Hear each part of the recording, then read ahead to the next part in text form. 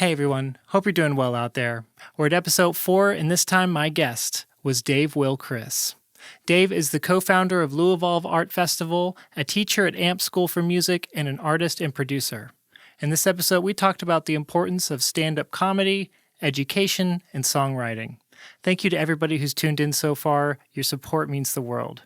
But for now, here's Dave.Will.Chris.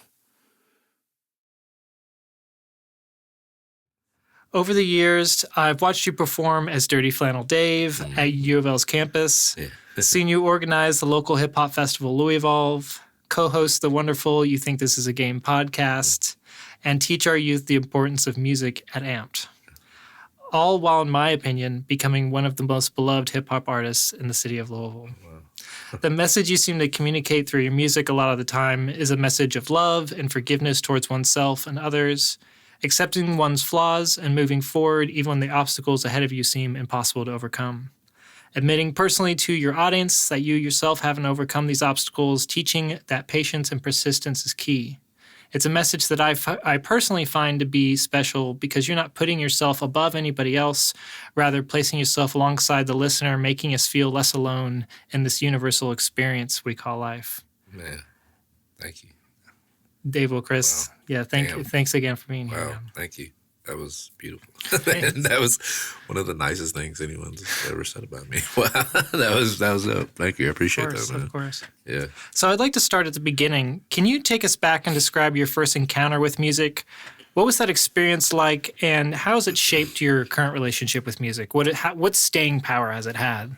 I wouldn't say maybe my first encounter, because I don't know if I necessarily remember it in that way, but like just thinking about just like being a kid and being around like music. Like my dad was a DJ, he played saxophone.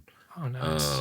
He doesn't still play saxophone, and I think even then he could like, I think he had it because he could play like a couple of songs. I don't know that, so, I don't want to sleep on Pops. Maybe a little careless whisper here and there. Yeah, something like that. But yeah, like being around that, and then like being introduced to like hip hop by like one of my sister's boyfriends at the time through like he was really into Bone Thugs and Harmony.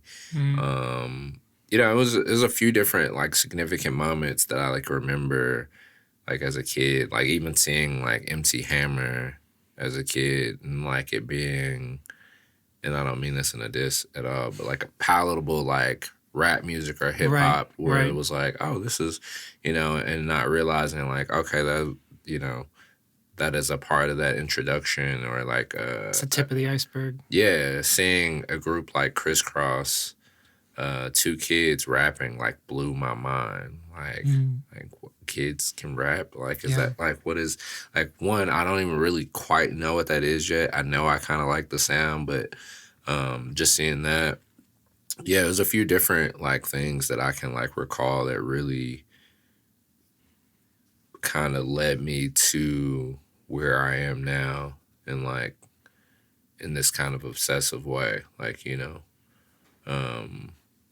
just even like my mom buying me like Master P albums for like Christmas or allowing me to even like go to the store and like get that and buy it, and like my aunts being like, why would you let him listen to that? But her being like, look, just let it rock, And maybe in retrospect, like looking back at some of the content, maybe not the best, but it was stuff that like really inspired me to like want to be a part of hip hop and want to be a part of music. And so yeah, that I don't know if that like that absolutely answers the question. Yeah. So a part of that like growing up experience like with music, which artists and songs do you remember like constantly playing in your home, and have they shaped your musical taste at all? Like I said, Crisscross was like a really like that really was like a mind blowing thing for me. Just seeing it, like Jump was one of like my favorite, and still is like one of my favorite songs like ever. Yeah, like my granny played a lot of like blues music, um, like in the house, and was like very like deep into the music. And at the time, like I didn't really get it, but like she was like one of those like, like she's playing and she's like, hold on, baby, listen to what she say. Listen to what she's saying. And it's like, granny, I don't know what this lady's talking about on this song. Like, but just seeing that and then like looking years later at like me with my friends or even like my niece or like my little sister and be like, did you hear what he just said? Like, Yeah. bro, let's break this down real quick. And just that passion. Yeah. I don't know where I was going with that, but it is really cool to just an aside. Just made me think of just because it's topical for the moment. It's been really cool to see, and I know a lot of other artists I work with have seen this and appreciate this. Like with this new like beef between Drake and Kendrick. No matter what's going on there, it's been really cool to see people discuss lyricism and like young people for the first time watching like a video essay on YouTube on lyricism, going like bar for bar, dissecting like what this means and like learning about these entendres and like double meanings and like actually discussing lyricism. I think that's like if I could, find something good from it, that is definitely something that's been incredible. That's been really great. And so I anything to just start discussing lyricism and going back to like the art form of it and really studying it and putting it under a magnifying glass has been great. Yeah. Especially for the kids doing it. Yeah, because I think it's even making them really think about why they like what they like too, because that's a conversation I'm having a lot of times with them where I'm like, yo, who do you think is winning? And no matter what, a lot of times, no matter what they say, they'll be like, well, Kendrick's the better overall artist. Like, he's the better, like, musician. And, like, he's just, like, a true, like, artist. Like, he's the thinker or whatever. But I like Drake more because he gives me more versatility and his music is more fun. And that's such a cool answer to get from anybody, let alone a young person. Yeah, and it's like, I wonder if this will make them think about like why they like other stuff. Like, why do I like this Ride Wave song, or why do I like this Lil Baby song, or Tyler, whoever, like And like you said, it's dope because it's opening up a lot of dialogue for like critical thinking in terms of songwriting and lyricism. Right. Yeah. Yeah, and finding the importance in surprising your audience. Because you like being surprised, and that can be tie-in with versatility is like, can you surprise your audience when they think they're going to be getting this? Like I think, when we listen to music, we're always looking for patterns. And so we're always looking like 4 bars ahead in the music and in the lyricism wise, or like I'm sure we've all had this happen where we've listened to a song and we predicted a bar like 1 bar ahead and we're like, I know I knew you'd say that. Yeah. But when you make that prediction, even if it's subconsciously or consciously, and then it subverts that expectation, and like there's a tempo change or something, and you're like, whoa, I was not expecting that. Those are the moments that stick with you that make you like, oh, they knew, they were on the level that they knew that the listener would think this. And at that very moment when they thought this other thing would happen, they completely changed and flipped the script, and like why that's so special. And learning that at a young age is just an incredible gift to have, because some people don't learn that until way later. Yeah. It's like, I feel like I'm still like processing some of that shit. Yeah. It's about listening to yourself too, like really looking inward and be like, what do I enjoy? Absolutely. Even if because you come to find like sometimes you don't understand why it's hard to make a tangible reason or response of like when somebody's like, why do you like this song? And you're like, I love the way it makes me feel. But why does it make me feel this way? You can kind of break it down. It's like, oh, it's because there's a resolution after that minor note that makes everything feel okay when it could have gone dark and ended dark and continued dark again. So like when you can start breaking it down at that level at that age, it's like you have such an advantage going forward. And a gift that you, while you grow up, while you continue doing your thing, can teach and impart to others and help everybody collectively. Yeah, real shit. What is the story behind the first piece of music you ever created, and how old do you think you were, and what inspired you to make it? Man, I'm trying to think. I think the first time like I really created something, actually, it kind of depends on what you count as like the first musical creation, because when I was when I was like in, I think, middle school maybe, I had this Gateway computer and it had this little like mic. Do you remember like the long white mic? Yeah, I do. And I it do kind of like remember it. stands up. Yeah. And so what I would do is I would like record a beat like on the table, like with the mic. Oh, nice. And so I record the beat on the table, and then I would like record like a rap like on top of that or something like that. I don't remember how exactly I did it. I think I may have had like Audacity or maybe something like that on there. Shouts out Audacity. Yeah. I think that's having the past 3 podcasts. We always had a moment like, we got to shout out to Audacity. Always there, bro, always been there for you, always will be there. Yeah, it in so many ways. You edit, you whatever you've used Audacity at some point. Absolutely. When I worked at a radio station in college, that's how I edited all the music that they allowed me to like play whatever I wanted on my show. And so like I would pull stuff from like 2dopeboys.com or like Fake Shore Drive, like just stuff that like I knew like people were either hadn't heard or like not very many people had heard it. So anyway, but I was using Audacity, so shout out them. But anyways, but so that like was kind of like my first like, I think, real kind of shot, and I was probably like, I think like 10, 11 maybe. But if we're talking like in a like, oh no, like I think I really want to do this, was for I think my 12th or 13th birthday, my dad got me this Yamaha SO3 synthesizer and a Tascam 8-track recorder, and was like, yo, I don't know what you're trying to do, but here's how to hook it up. And I just started making beats like just with the things on the presets and stuff, you know. And so because I had an 8-track recorder, so I'd like record like whatever piano part. Nice. And then I record. And you know what's funny is like looking back on it, I used to be like, man, why does everyone else's beat sound so on beat and I can't get my stuff to like, right.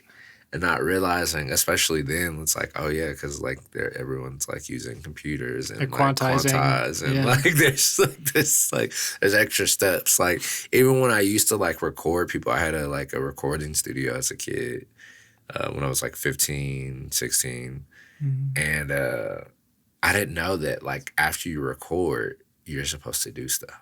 Like, right. And so I'm recording and I'm like, bro, why can I hear I can hear like my stepmom upstairs and like, how do I make that not happen?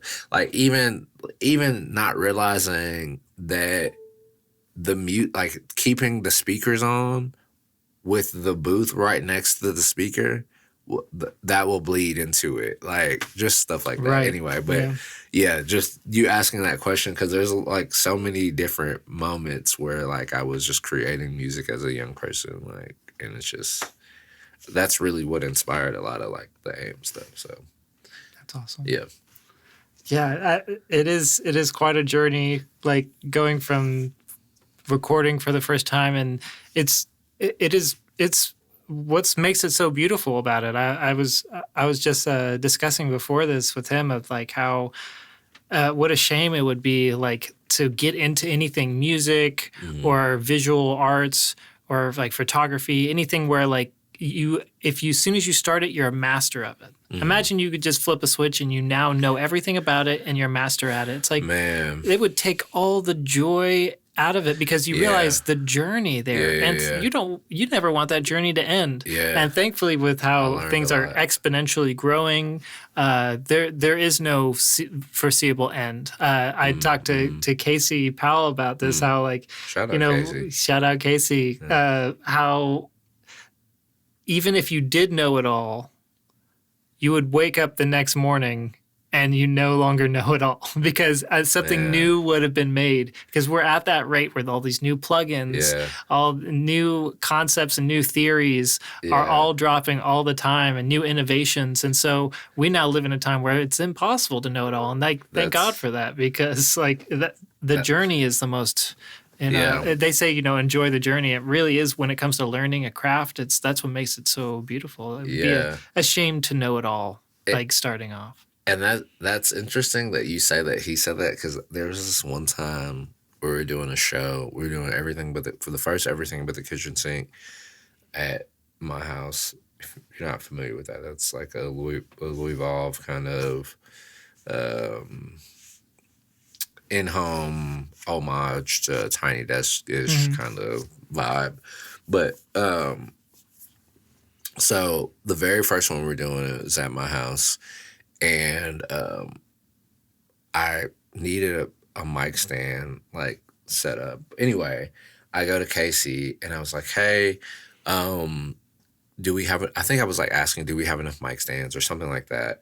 But then as I was talking, I was like, yeah, so what you'll need to do is just, you just pull out the mic stand. If you just like twist it like this, like when you pull it up, it comes out. And then I stopped halfway and I was like, why am I explaining how to put together a mic stand to you? And then I was like, but more importantly, why did you let me go through that whole thing? He goes, I don't know. Maybe there was something different about the mic stand I didn't know. I waited to listen, because maybe you were going to say that mic stand is an automatic mic stand. All you got to do is press a button and it puts itself together. And I was like, damn, you're right. True. You're so right. Yeah. And I appreciate that.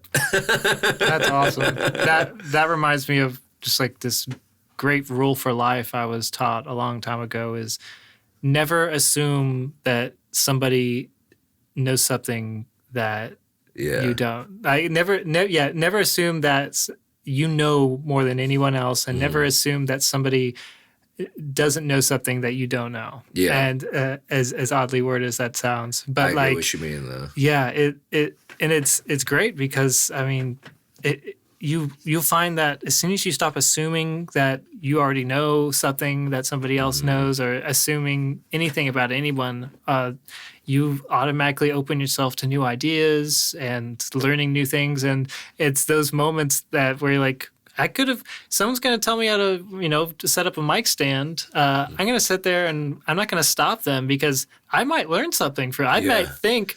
Plenty of people have not explained how to work a mic stand to me for so long that maybe they changed something in the new mic stands that came out. It's like, there is a button up here. I didn't even know that was actually on there. Thank you for that. I've been setting them up this whole time and not realizing that was there. Yeah. So that and I won't say that like I'm completely like this Zen patient person now when like hearing like stuff, but I am more like patient. Yeah. And that's a great rule for life, brought to you by Casey Powell. Yeah. Shouts out. Yeah.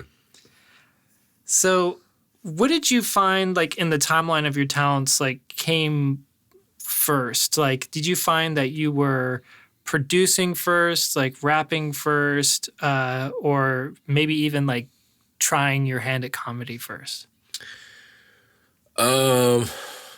Again, like what I feel like I keep saying this, but like when I was a kid, like I think I really I knew that I wanted to do it, but not in a way that like I'm 6 and I'm like I want to be an entertainer, right. But like I remember watching like, and I wasn't supposed to, but like Def Comedy Jam or like Comic View, and seeing like them like comedians do what they do, tell jokes, and like not really understanding the process, but like having that. Do you remember there was like a kids tape player that had like a microphone attached to it?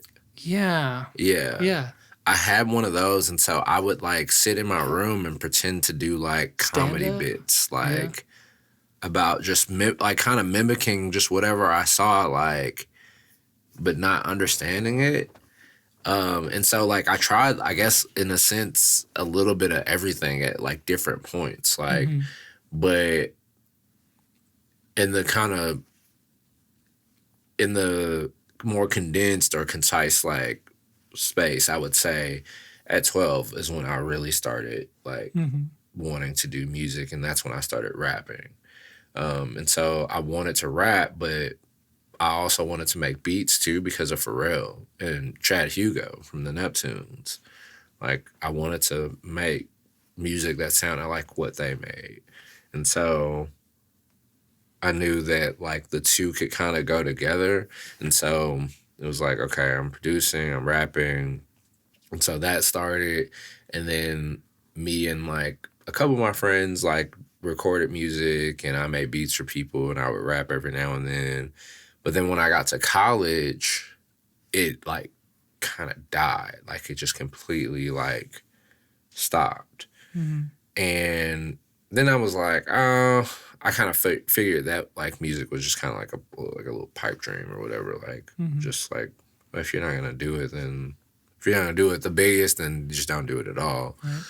And so I was a theater major in college, and so I was just like, I figured I'd do playwriting or like acting or maybe something like that, because I had been into like that kind of stuff too.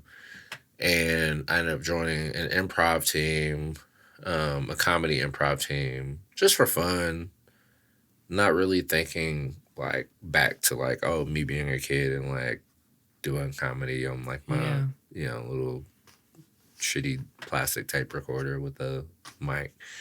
But anyway, so I'm on this improv team, and the leader of the group had been booked to do like a comedy set, but I think he couldn't do it for some reason, and so he was like, well, I can't do it.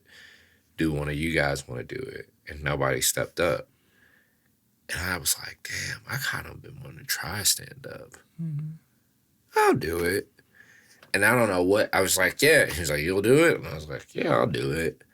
And I had this one really, what I thought was a funny story about this kid that lived in my dorm that had like ate too much Taco Bell and like literally had shit exploded like all over like the stall. And so that was like my whole like bit was about like this kid.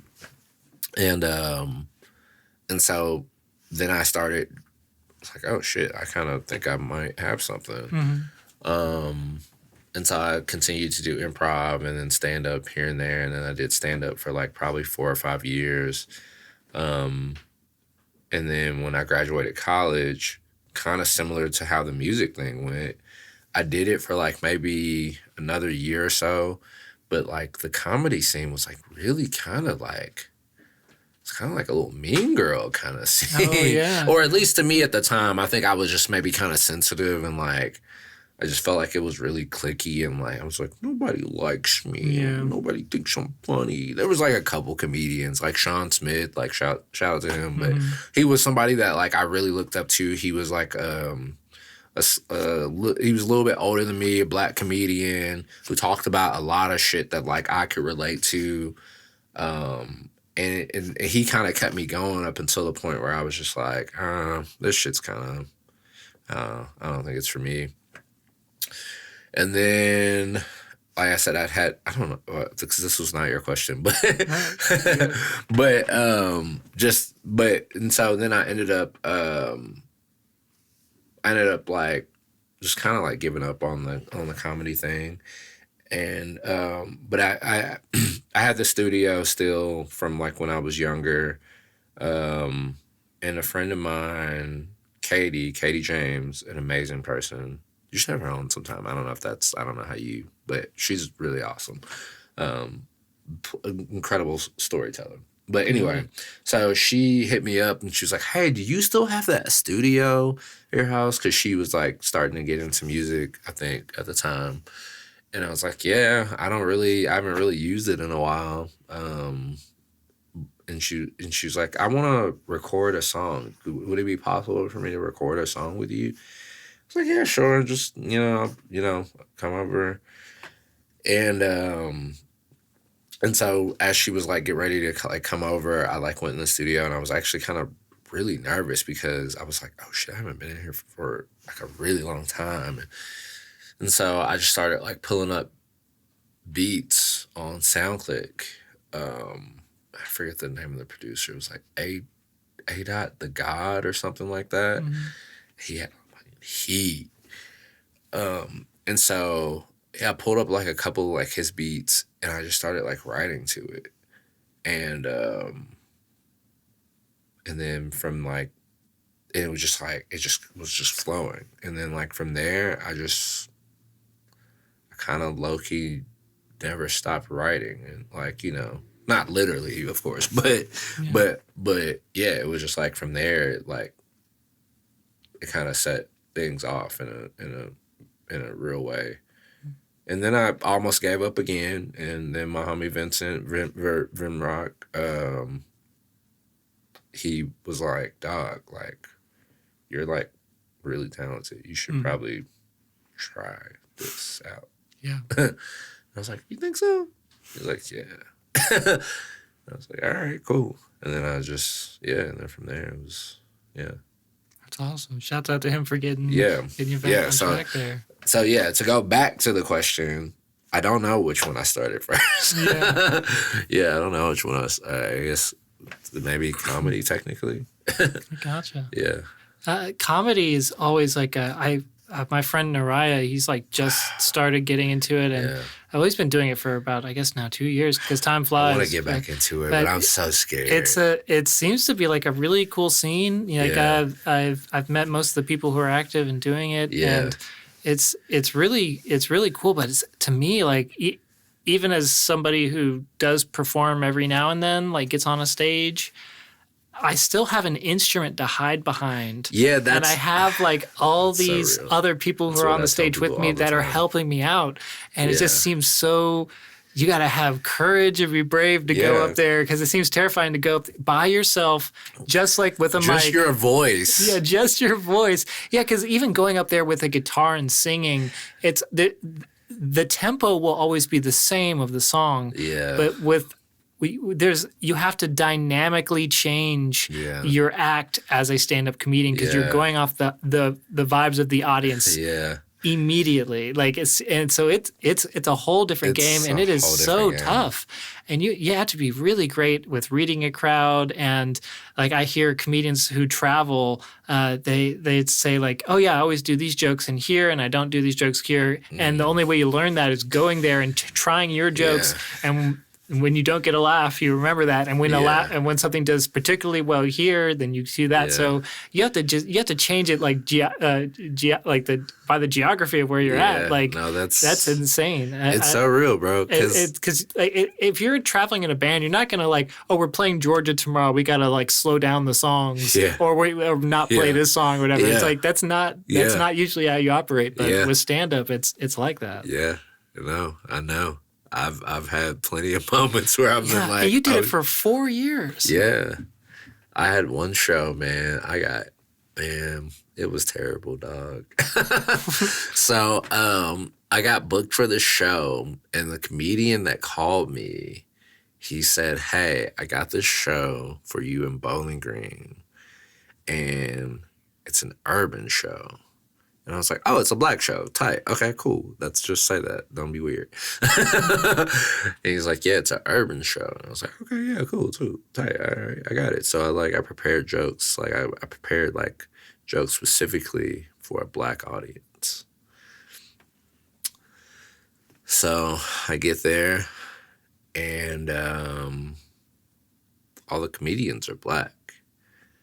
but the audience is all like your typical, what you would imagine, like country, Proud Boy looking like white people, and I prepared a nice roster of kill whitey jokes. Wow. I prepared a nice roster of like, man, you know why white people suck. So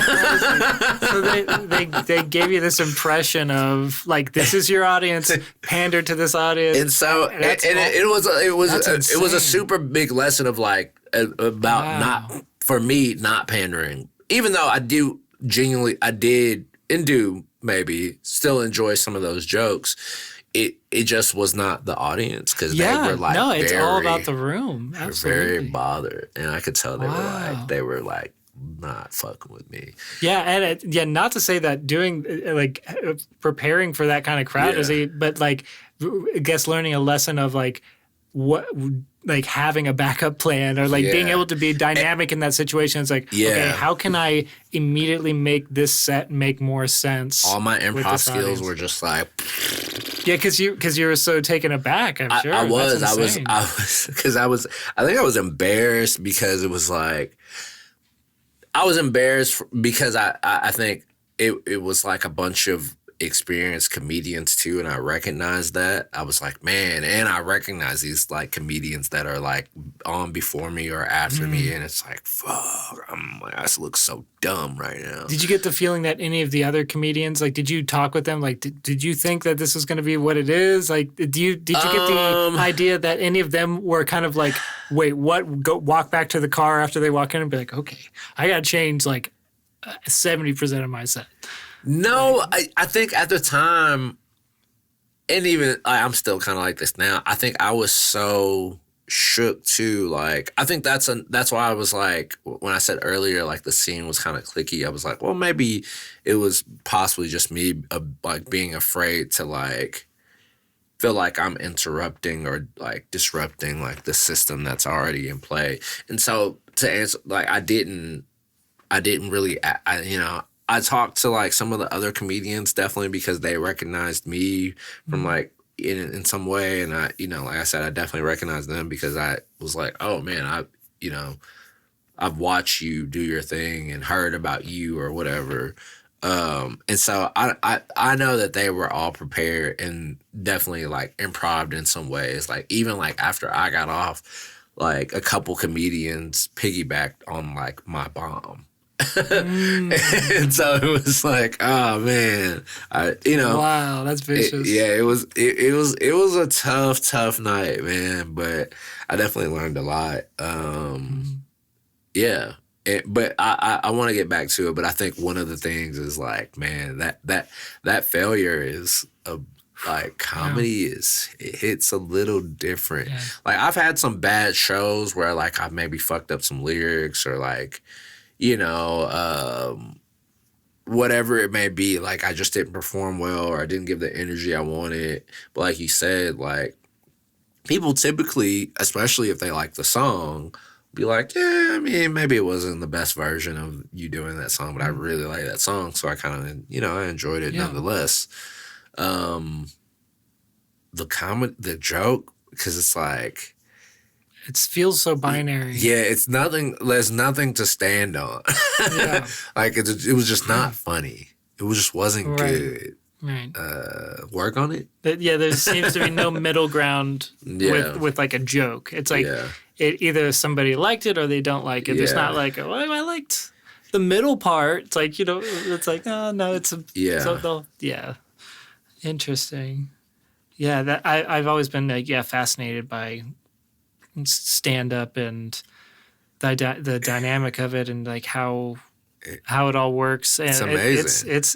It is incredible what people are capable of. Making people laugh. I stand on this. It's like the best feeling in the world. Oh, like I can't. There's not really a lot that is better than that. Like saying something to someone and it bringing joy to them and making them like laugh, like no matter what they're going through, you hit that point that brought joy in some sort of way, and that shit is just like, damn. Yeah, it truly is like the highest of highs and the lowest of lows. Yeah, Like, no, really, yeah. because again, like when a joke may not hit, like it's like, ooh, did I offend them? Right. No, do they hate me? I'm a terrible person. Yeah, and those thoughts you don't think like, do they hate me if you mess a lyric up? Yeah, You know? no, for sure. If you mumble a lyric or something, it's like, it's cool. a totally It's different fine. game. Yeah. Yeah, because music is very personal, but there's no medium between you and that person anymore when it's comedy. It's just you talking directly to your audience, and like that's something we try to achieve a lot in music is like getting to that moment where you're speaking directly to your audience, where the audience feels like you're talking to them, and that you're not like on a megaphone in the street talking to whoever will listen. It's like that's why I like to look at people when I'm like performing, not on like some weirdo like dominance thing, but I'm like, dog, I know you feel it. Please tell me you feel this way too. I'm not alone, right? Yeah. Right? Like, yeah. That shit is different. Yeah, but anyway. Yeah, that is. I think that's really important. I haven't thought of it that way. Like bringing it home by just a little eye contact with somebody. Yeah, and like feeling like, don't you feel this way? Like, and so because eye contact happens a lot in stand up. You know, you find somebody, or and if you can get them on your side, or you can really read from individual people at once, and also have the full experience at the same time. But so, how has your style evolved from the first time you started as Dirty Flannel Dave to now? And can we also talk about the origins of the name Dirty Flannel Dave and where that came from and why it has a change to Dave.Will.Chris? Yeah, so actually I started as Dave with a period. I don't know. Okay. Yeah, so a lot of people don't know that, but like I might have actually taken it down, but my very first project was called Hi, How Are You? It's poorly mixed, and no diss to the homie that mixed it. He at the time he had only worked with like rock artists, and so he didn't really understand like what I think like I needed, which wasn't much, but like I didn't know that either because it was like the first time I ever recorded with somebody. But anyway, I had this project, Hi, How Are You? I want it to be Currency so bad, I think, in retrospect. Like, he's got so many sons, and I'm, it's embarrassing to say as a grown man, but I think I may be one of them, at least a nephew. But like, I was very inspired by like, yo, it's cool to just rap about like just getting high and being cool. Like I want to do that. Like that's what I want to do. I want to rap about being high and being like a really cool person. And that's pretty much what Hi, How Are You is, like just an introduction of just cool ass raps. But it wasn't necessarily me, like me for sure, but like more like a braggadocio side. Like that was like like, I'm really fun. Like and so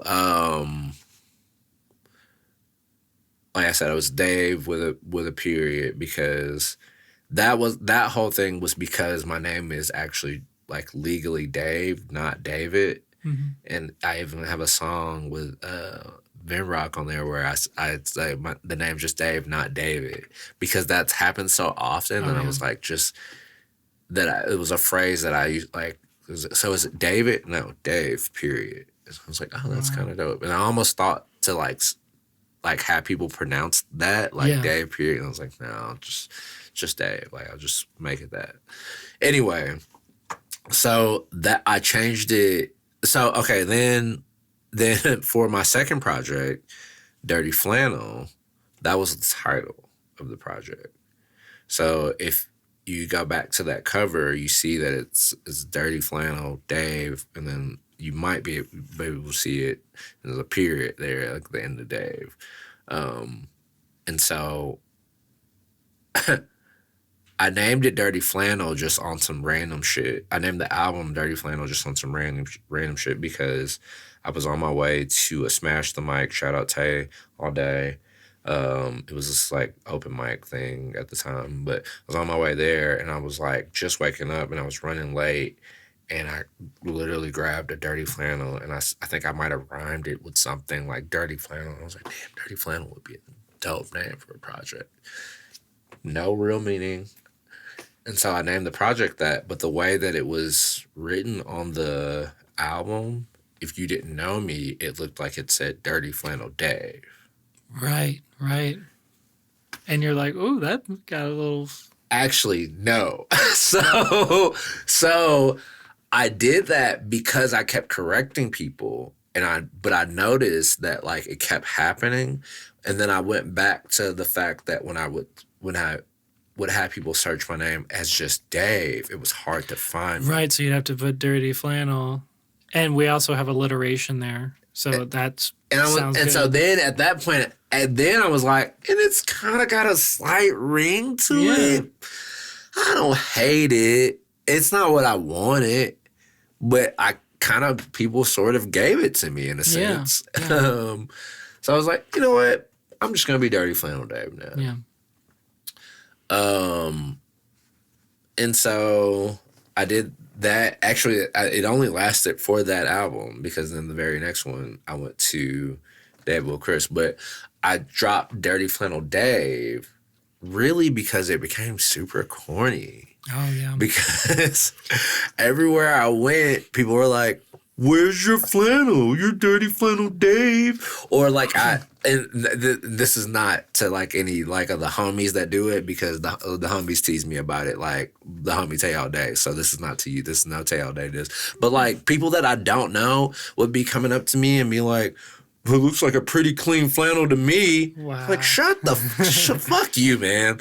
And so just that became like, I don't want to do that all the time. Yeah. Like, it was funny at first, but then it was just like, come on, guys. Yeah. Enough.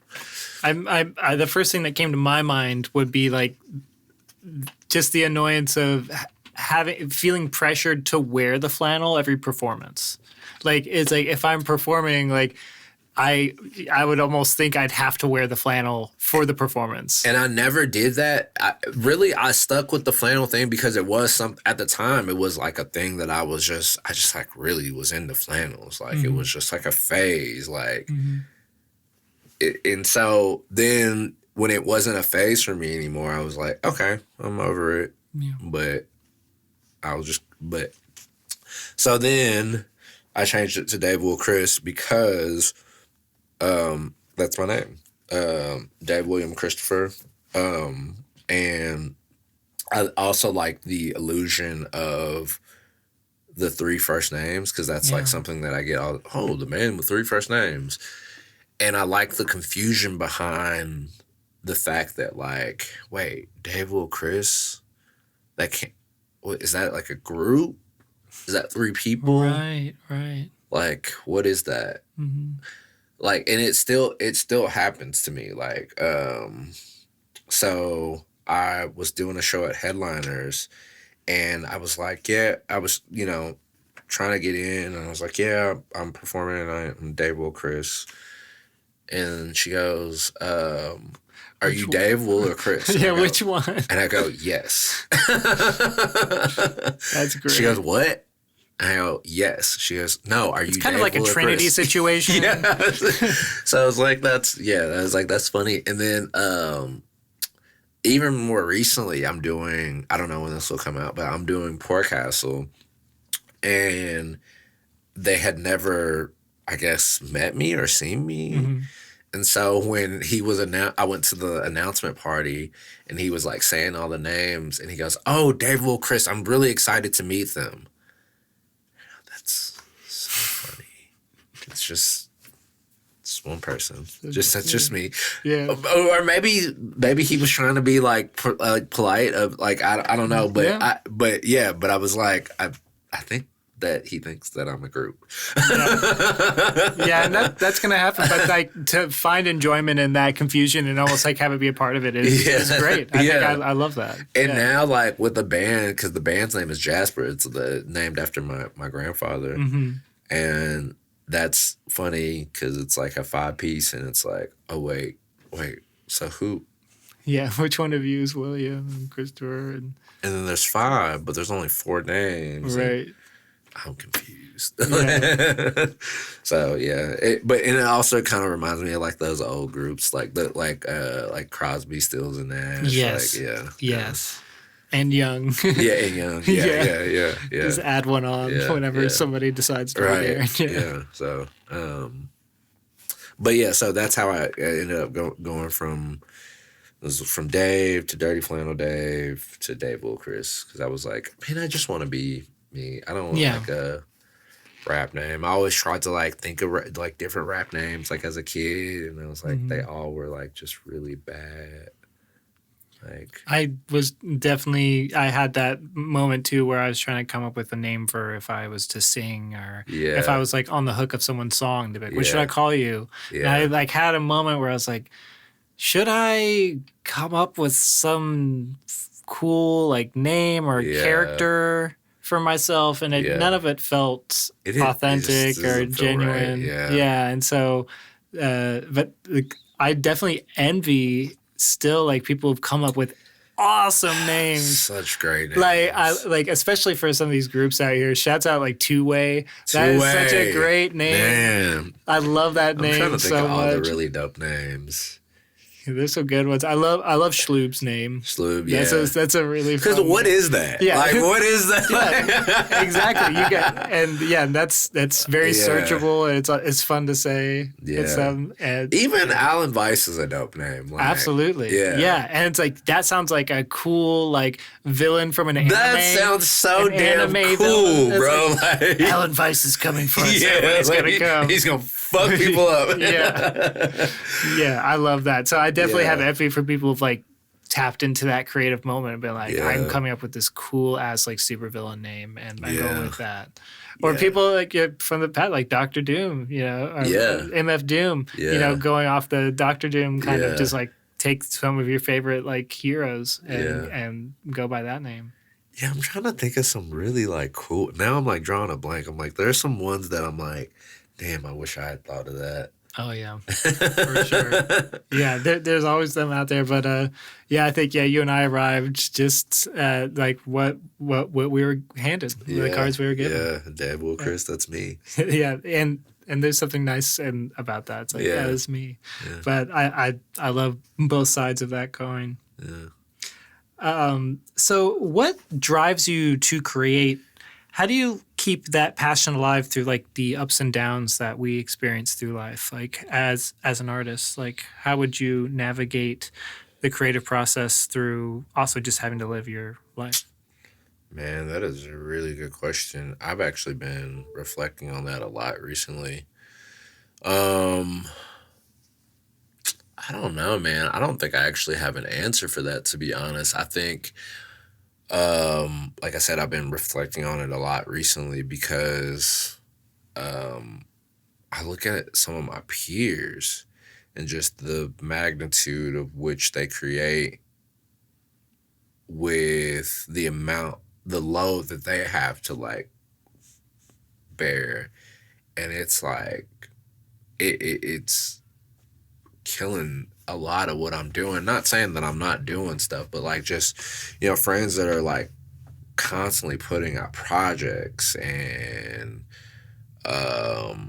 making beats or shooting videos, and they got like whole families and jobs. And I'm like, absolutely. Dog. Much respect to all the guys and girls with kids out there who are putting out like career level amounts of like discographies, like putting out music, like you do this as a pro, but you still work like a job and making it happen. Cause that's, you find time for the things you love, but like that is still like exceptional, like from the outside looking in, just like, wow, how do you make that happen? Because at the end of the day, it's because they those are the ones who truly care about this, and they do it. They do it for the music, not for anything else. Passion. Yeah. And so, for me, I think I have to give myself a lot of patience and grace, because I know that if I'm not in the mental space to create, it just doesn't come to me, Yeah. It just, I know some people that can like write every day in spite of what they're going through. They can make a beat every day in spite of what they're going through, because it's just like, bro, this is in me. Like, I don't care. I'm about to write about being in this mental state. But for me, I like low-key have to like get up out of that first and like be on some like, damn, that was crazy. Yeah. Whew. Absolutely. I made it out. Let's talk about it now. Mm-hmm. But like when I'm in it, it's a wrap, dog. Like it's no way. Like it's not happening for me. Like I like more recently I haven't really been. I've been working on beats and stuff, but like writing. Actually, I take that back, because I wrote a little bit like the other day, just because some stuff kind of came to me. But like, man, I think more recently I just been kind of in a like a state of just like, man, I'm trying to get back right with myself, and so I think I need to like reflect on that. So trying to get in that creative space and during like all that is a little tough, man. So if anybody's got the answer for me, let me know. Yeah. You gave me a cool visual of there's like I've viewed writing like in this way before, where it's very, there's something very cathartic and satisfying about when you're like, we'll say, we'll do something classic like a breakup, like a bad breakup. There's something really cathartic about writing and creating for some artists while you're in it, while you're going through it, and especially listening to like a breakup song or listening to like a love song or whatever, or a breakup song when you're going through that, because it hits, because you're like tuned into that that feeling and that emotion. You're like that. As Casey would say, that faucet is on, and then I imagine that's like, well, how, when I imagine what you were saying, it's like when you're in it and you get out and you're like, now I can talk about it, because I imagine somebody falling out of a boat and like they're drowning, and then they're like trying to write the song about how they feel about while they're drowning. And so it's like, no, I need to get out of the water and into the boat, and then so I can reflect into that. There is all these different ways of approaching that creative process, and that made so much sense to me. Just like, I need to get out of the water, and I don't need to get out my notebook and talk about how I feel about it. Let me get to shore first. Yes, exactly. Don't ask me about this shit until we get on this fucking beach. And because I would be afraid I'd say something I didn't mean if I'm in it and I'm going through it and I haven't come to a resolution to this yet. That's the real, dog. Yeah. That's the one right there. Mm-hmm. That's the one. Yeah, because I'm sure tons of artists who, have catalogs from when they were like teenagers to like when they're like older, I'm sure this happens a lot, but it's not talked about too much. Is like they'll listen to a song that blew up or did really well, and they're like, I don't even identify with that person anymore. Like, that's not even. And I was in the wrong there or whatever, And it's like, damn, that's the crazy. That's the one that blew up, because I was in the wrong there, and I was like going through it, and I was said some shit that I shouldn't have, and and just having it just like in like stone. And so it is good to come to shore, dry yourself off, change your clothes, and be able to be like, okay, let's view this, from like a third party almost. Try to take yourself out of it and analyze it from start to finish, and try to take what we think is what I believe is the truth, like the genuine truth, and speak that to the audience. Yeah. Yeah, I think that would be, yeah, I really admire that way of thinking about it. Yeah, you took me to a zone. Sorry, I was reflecting on that. No, yeah, you're good. Yeah, sorry. I kind of blanked for a second. Oh, you're fine. Like, damn. So how do you balance the introspective nature of songwriting with the extroverted energy required for performance and teaching? Hold on, wait, say that one more time. I'm so sorry. How do you balance the introspective nature of songwriting and then convert it to the extroverted energy, or balance it with the extroverted energy required for performance and teaching? Because sometimes, you write a song, it's very personal and it's a very introspective experience, and you're being very open and vulnerable. Yeah. And then how do you personally translate it into a live experience where you get in someone's face with something that's like really personal, like that you feel me moment, but that's not how you're being really, it's an introverted process, but you have to translate it into an extroverted process. I'm curious to like how you approach that. Without much thought, to be honest, man. You kind of just gotta dive into it. Just do it. Dive in. Yeah, that's maybe like, I don't know if that's cliche to say, but like you just really gotta. I don't know that I ever put much thought to it, like because like you said, okay, like for instance, like I think I never think about, and this is gonna maybe sound kind of bad, but I never really think about the weight or the consequence of a song until someone is approaching me about it. And being like, hey man, are you okay? Right. Are you taking care of yourself? Like, I heard that song and it was really heavy. I just want to see if you're good. I'm like, oh shit, yeah. I said I wanted to kill myself. Like, no, I'm good. I'm good. I'm good. No, I'm fine. Thank you though. And it's like, damn, like sometimes you don't realize the gravity of something that you had until it's out, until you make it into something tangible for somebody else and they feel the gravity of it. And it's like when you live in that environment with that gravity, your body and your mind become used to it. But then when somebody steps into your world, they're like, gravity's heavy here. What the heck? And you're like, oh, this is normal, And it's somewhat like of a, I won't say irresponsible thing, but I think sometimes when I'm writing, I view it as, whew, I'm glad I got that off my chest. Now I don't have to deal with that anymore.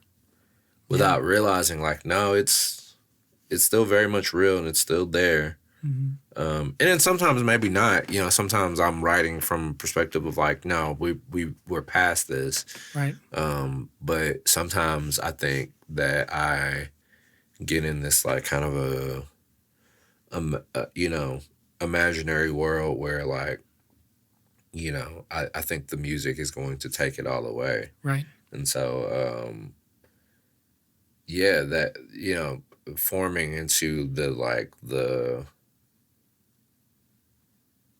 bringing out the introverted part of that process, again, doesn't really ever cross my mind.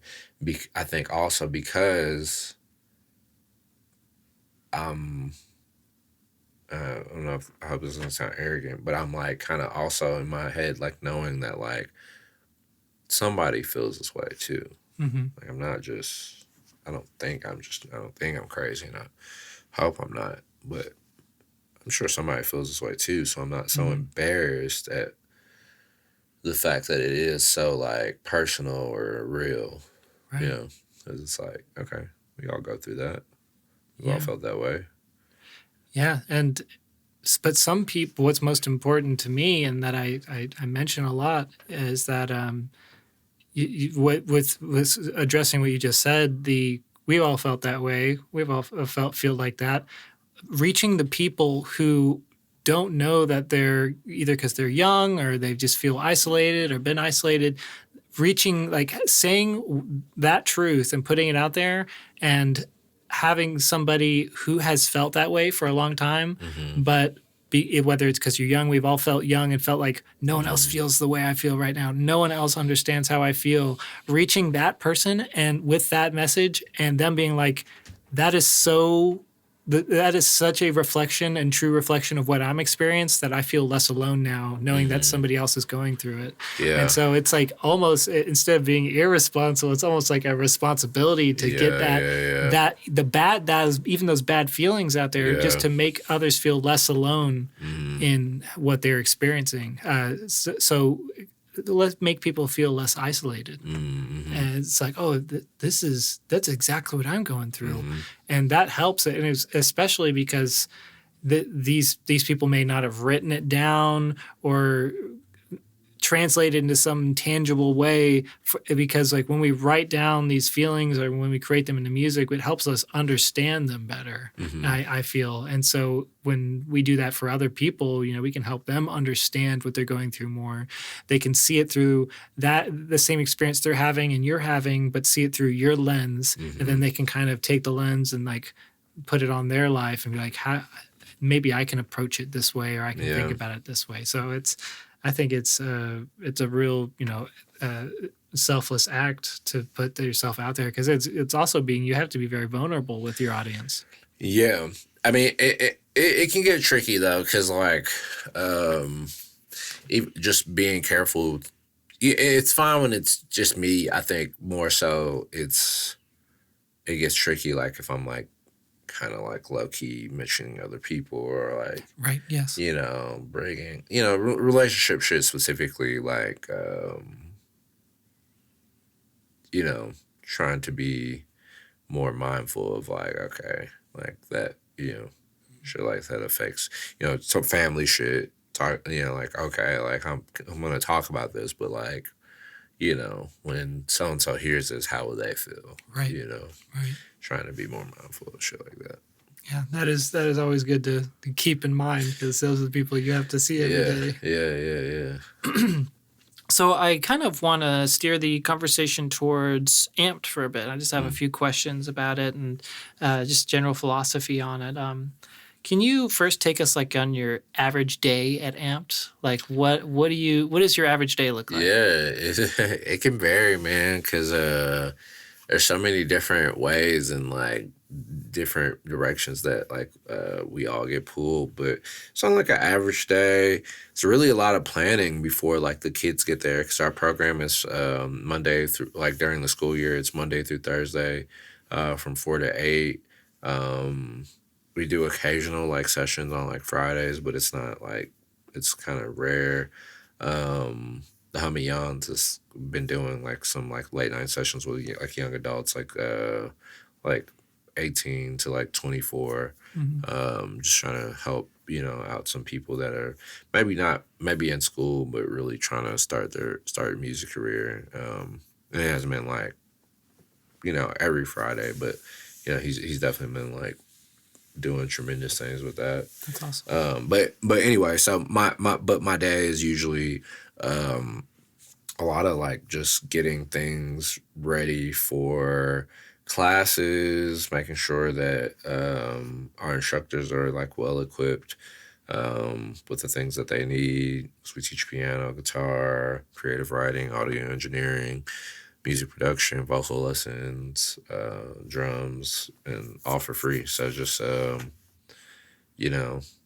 making sure kids got snacks. It's kind of like a boring day, low key. Like a lot of answering emails and looking at stupid spreadsheets and and just stuff like that. Yeah, scheduling, like planning far, far more ahead than I really want to. Like, which is at this point it's not far ahead, but like for the last like 4 or 5 months I've been planning for like the summer, our summer camp that's coming up. And so I'm super excited about that. Summer is usually like for me, the most fun part of our year, because that's really the opportunity that we all get to really like all be with the kids, and the kids can all be together. During the school year, it's still fun, but it's kind of more like lesson based where you come, you get your lesson and then you go home. Hopefully, sometimes the kids will stay and like kind of hang out with each other and do stuff. But the summer is really like we take field trips together and like really get to bond. So it's super fun. And it gives me an opportunity to kind of get out of the office a little more and really kind of mingle with the staff and the kids. So yeah. But yeah, that's really it. Like it's a super boring day. And then when the kids get there, it's a lot less boring because they keep me very well entertained. Sure. Lots of laughs, and so yeah, just kind of looking out for them. Um, you know, just kind of hanging out. Really, yeah, Nice. yeah, That doesn't sound bad at all. yeah. Talking to them, like it's always fun. Like the conversations I have with them is always the best. That's the best Yeah. part of the day, especially after like the first part of the day from like that 10 to 4 is like I'm so tired of looking at this computer screen. Yeah. And then they get there and it's like, please tell me about your They day. say something like out of pocket or something So crazy. out of You're pocket, like, dog. well, I was not expecting you to say that, They or I disres- was never expecting to hear that. They disrespect me and my hairline so much. Oh my And it's gosh. just I don't know what to do. I'm cooked. What do you believe music's role is in shaping the consciousness of young minds? It's so important, man. Like I said, it truly shaped me as a person. Without music, dog, I'd be so lost. I think that it opens up dialogue for critical thinking. It opens up creativity.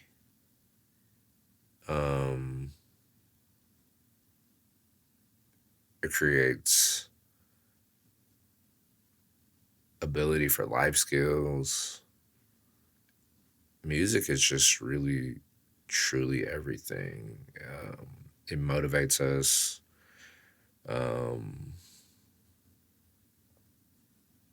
Yeah, and I think that for young people, it allows them a voice to say what they want to say in whatever form through their actual voice or their which is an instrument, but or through a physical tangible instrument. Yeah, it just it's just everything, man. I don't know. I agree. Yeah, I yeah. absolutely agree. Yeah, music is it's some real shit. Like I don't know what the fuck I do with that music. Like Yeah. yeah. Can you tell us a bit about the act of teaching as a form of artistic expression? It's a passing of the torch. All the things that I learned or didn't learn and wish I had somebody to teach me is something that I can pass down to someone else.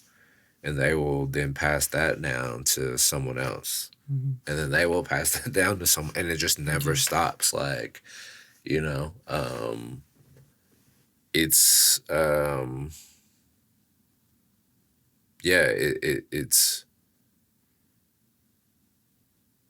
it's the highest form of or one of the highest forms of artistic expression because it's everlasting. Mm-hmm. Absolutely. Yeah, it's once you learn something, depending on your memory, you just it's there and it's there for, like I said, for you to give to the world, and yeah, so. That's awesome. Yeah, and that's so true. Yeah, teaching is eternal. I think storytelling is eternal, and Absolutely. the stories we tell through music will always be there. Yeah, We'll always forever. You know, the whole, there's 88 keys on the piano, but within that, an entire universe. Yeah. You never run out of music, even though there's this finite amount. Like the human Dog. experience is infinite.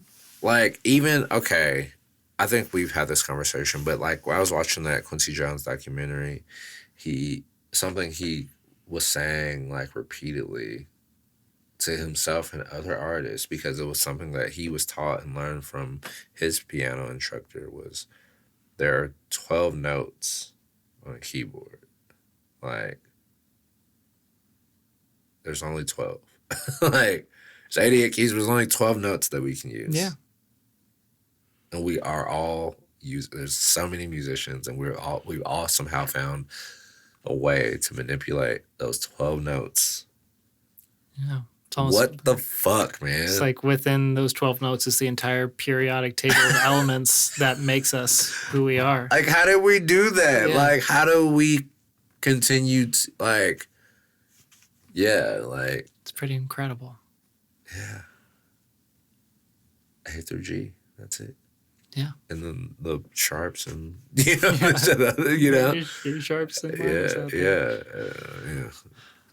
Wow. Yeah. I love that. Yeah. It is. Yeah. It is crazier when you say, 12 is 12 notes. It really That's is. it. Yeah. That's it. That's it. Insane. That's all we got. Here, work with it. Yeah. And we've music is so powerful that we've been able to reverse those 12 notes over and over again. Yeah, here's 12 notes. Now make a grown man cry. Like from Like, the dog, artist's are you expression. serious? Like what? Move me to tears. If you're not amazed by that, Yeah. like, quit being weird. Like, Yeah, that's incredible. So AMP currently serves as a platform for the next generation to have their own unique voice heard through music. What do you see AMP accomplishing 5 to 10 years from now? Man, I don't know. I don't like, man, I don't know. I'm always bad with questions like that. And I only say that because I think where it is right now is not where I saw it.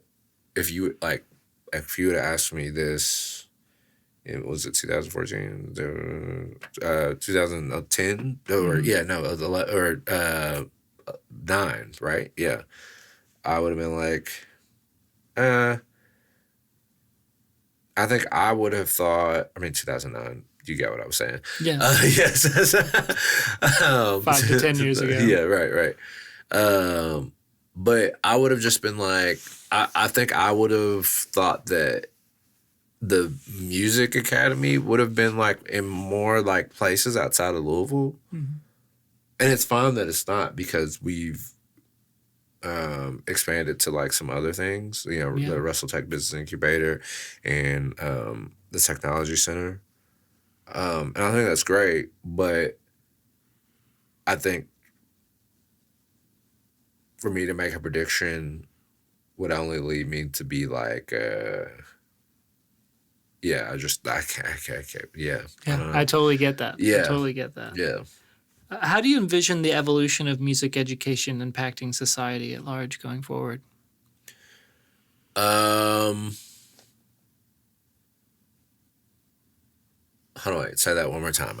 Yeah. How do you envision the evolution of music education impacting society going forward?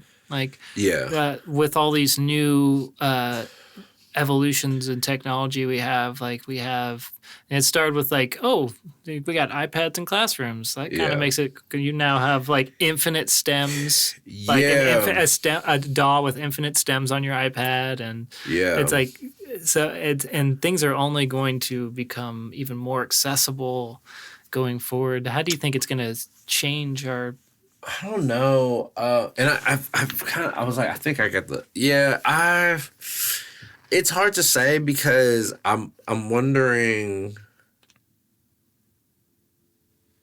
with, like you said, the way things are changing. Like, okay, the way that I spoke about music, will kids speak about music in that way like years from now? And that's also another like kind of hard one, because I think if we maintain tradition but still adapt, I think that it's gonna be in a good place. And I don't mean like in a like old curmudgeon kind of way, maintain tradition, like, but a computer can only do so much. Right. And that's actually not true, because a computer do hella. Oh, yeah, hella. So I redact that statement. Computer can do hella. However, that human touch is just different. There's a reason why there's a humanized button in the quantization of drums. There's a reason why we have that humanized. Because if it's perfect, you start losing it. Mm-hmm. And I've thought about this too. Like, where is the line when in the future, when you say, instead of making the beat yourself, you do a prompt into AI. And so you say, make a song that sounds like this artist from this generation, and have the theme be sad, but kind of lightheartedly sad. And so it's like, okay. And so the project's like, okay, I'm going to go like A minor, and then I'm going to have it like kind of have this kind of sound from that era. And then you say your own lyrics onto it and sing on it. And it's like, okay, that's a line where it's like, okay, that's kind of weird. You did a prompt and then it made it for you. And it's like, okay. But then it's like, write lyrics for me that are about heartbreak, and you still feel something from those. And so then there's like, well, just use my voice and have me sing over it. And so you'll do like you can enter your voice, you give the program certain demos of your voice, and then it can just make you sing now. And so now you've completely removed yourself, and you actually have done nothing yourself into it. And it's like, so where's the line? That's one thing I've thought about. We don't know the line. Where's the joy in at the end of the day where you just say, write a sad song with me singing on it, and then it just goes and then does it, and then makes it for you. And you're like, well, no, that was fast and not exactly how I wanted, but it still sounds good, I guess. But I can understand it as like a money play, I think. Like if you're like, oh, this is the formula for a hit song, and it's going to get me streams, or it's going to get me views or whatever. Okay. I mean, it's still dumb, I think. However, but even then it's like, well, you just keep up that whole, like the whole prompt thing, and you just keep, at what point is it just like, okay, enough is enough with that? Yeah. Yeah, but I think people will always that's obviously going to happen. It's already happening. But I think the things that will always ring true is real, will always ring true. People will lash out against what is commercial all the time. And what becomes commercial changes all the time. We hear, classic rock used to be not classic. It was like on the fringes. It was like, this is weird, or like this makes people afraid. It's like, that's not Christian. Like we don't even even like talk about it, because like that's not okay to play in the house. You don't play it around grandma, whatever. And now it's like classic rock mainstream. And so what moves into the mainstream, and now people are grow up and lash out against classic rock and says, I'm going to make metal. I'm going to make even crazier, more outlandish version that makes that look tame. That freaks people out. And now that's happening again now, where people are listening to metal growing up being like, that I'm going to make music that makes that sound soft and like elevator music. And so, and I think it'll keep happening over and over again, where it's like whatever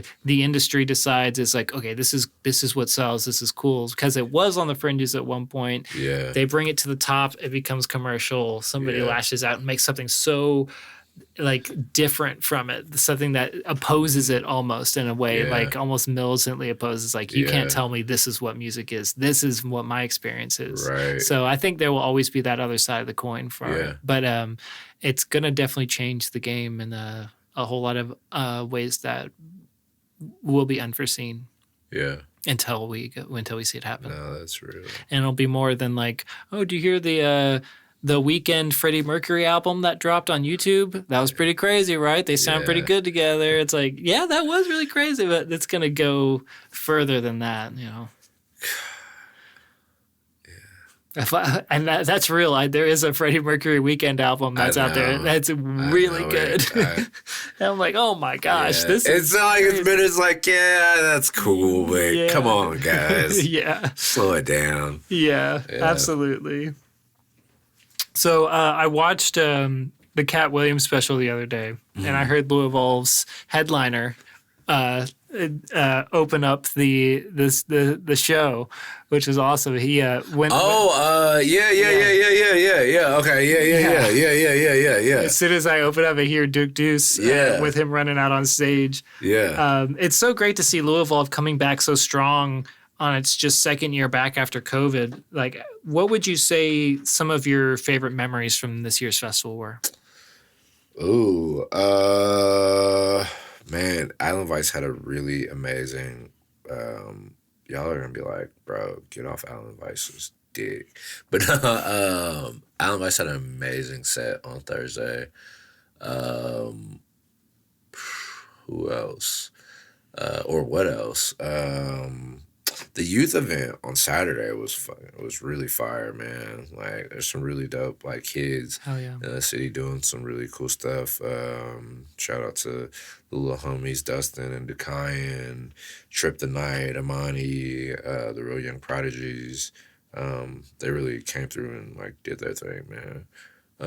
So that was like really cool to see. Man, I'm trying to think. It's such a blur, to be honest, dog, because I'm like so wrapped up in the moment that like I really kind of like lose sight of like. You don't get to experience it like an audience member. Yeah. I don't know if I like. Actually, and this has nothing to do with the actual festival, really. My homie Lo, his mom got to see me perform for the first time. That's awesome. And she reminds me a lot of my mom, like back home in Gary. And I don't get to see like my mom a lot, so it's like it always feels good to like have that kind of like figure, if you will, like, you know, to kind of support me and shit like that. And not that my mom doesn't support me, but she literally just, she can't be here. And so anyway, she got to see me perform on Friday, and the next day I saw her and she was just so like happy and like proud of me. And I was like, damn, that shit like warmed my heart, real shit. Oh yeah. So that was probably my favorite moment of LouiEvolve for sure. Yeah, the feeling of making a parent or a stay parent proud. That's as good as it gets right there. That's what we chase after. It was that felt good, man. Yeah, shout out to the homie Love, shout out to the homie Jay. That's their real mom. So I'm not trying to steal anybody's mom, but could you tell us, like, you don't have to get into the whole history of it, but just tell us briefly, like, how LouiEvolve got its start and, like, what your involvement in it and what inspired the creation of that festival. Yeah, to give, like, kind of the summary of it, a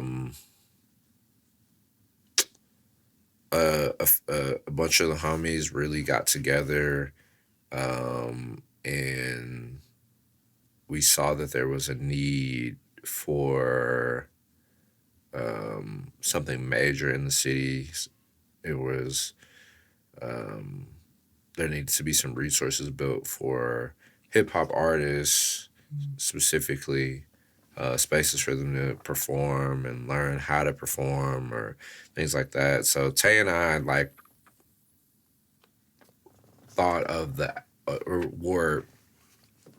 idea of the festival, and kind of like brought it to the homies, C's Yard, Sultra, and Wise Mathematics, and a few other people, and we all like really brainstormed like what we could do and came up with these roundtables, and from the roundtables was other people saying like, "Hey, you know, like let's do this festival thing," um, and yeah, it just really those roundtables are what really sparked the festival, um, and yeah, so we had those meetings. Sultra of Cypher Divine actually came up with the name LouiEvolve. I didn't know Yeah. Um, and so, yeah, it was, you know, a collaborative effort between um, like minded people who really saw that if we really come together, we could have something like really great in the city, you know? And that's not maybe the chronological, you know, order, but you know, pretty much, you know, how that kind of went about. And so in 2000, see, been up for 8 years. So yeah, 2016, we got Tim Faulkner, which is now Portal. We were able to book that space for our very first year. We did a Friday and Saturday. That very first year, we actually had the homies. It was like I think either their first performance or one of their first performances, and so that was kind of dope to see. But yeah, that year was like super cool. For the most part, positive. You know, it was definitely a couple egos in the space, but you know that's unfortunately to be expected. But yeah, that year was, man, that was beautiful. I remember that year, I think, because the Saturday when it was over, we all like went out, like the people, you know, all the organizers and friends, we all went out and like hung out. And to my knowledge, that was the last year we ever did that after the festival. Now everybody's like, I'm so tired. I need to go home and decompress. Yeah, don't even. Because it's like, so much. Yeah, like don't even call me, bro. Yeah. But yeah, man. And I hope I didn't. Cause I, it's funny because like I know our story, but I think like sometimes like, of course, you know, everybody remembers things differently, and, you know, but it's always so funny because, you know, we try to, not try to, and we're definitely working on it, but we're super grassroots. We're working on like, okay, what is the story? We have to get this, we have to get the story together for media. So shout out to actually Lone Wolf, because he's really trying to help like really build that like linear narrative, but you know, I know sometimes like I drive Tay crazy because he's like, actually, this happened first. I'm like, oh yeah, you're right. But yeah, no, we 8 years, man, and I think our whole thing from the very beginning was to pass the torch down. You know, Tay and I have been in this from the start, and you know, 8 years may not seem like a whole lot, but like 8 years of really investing just about everything that we have into this festival, and trying to be as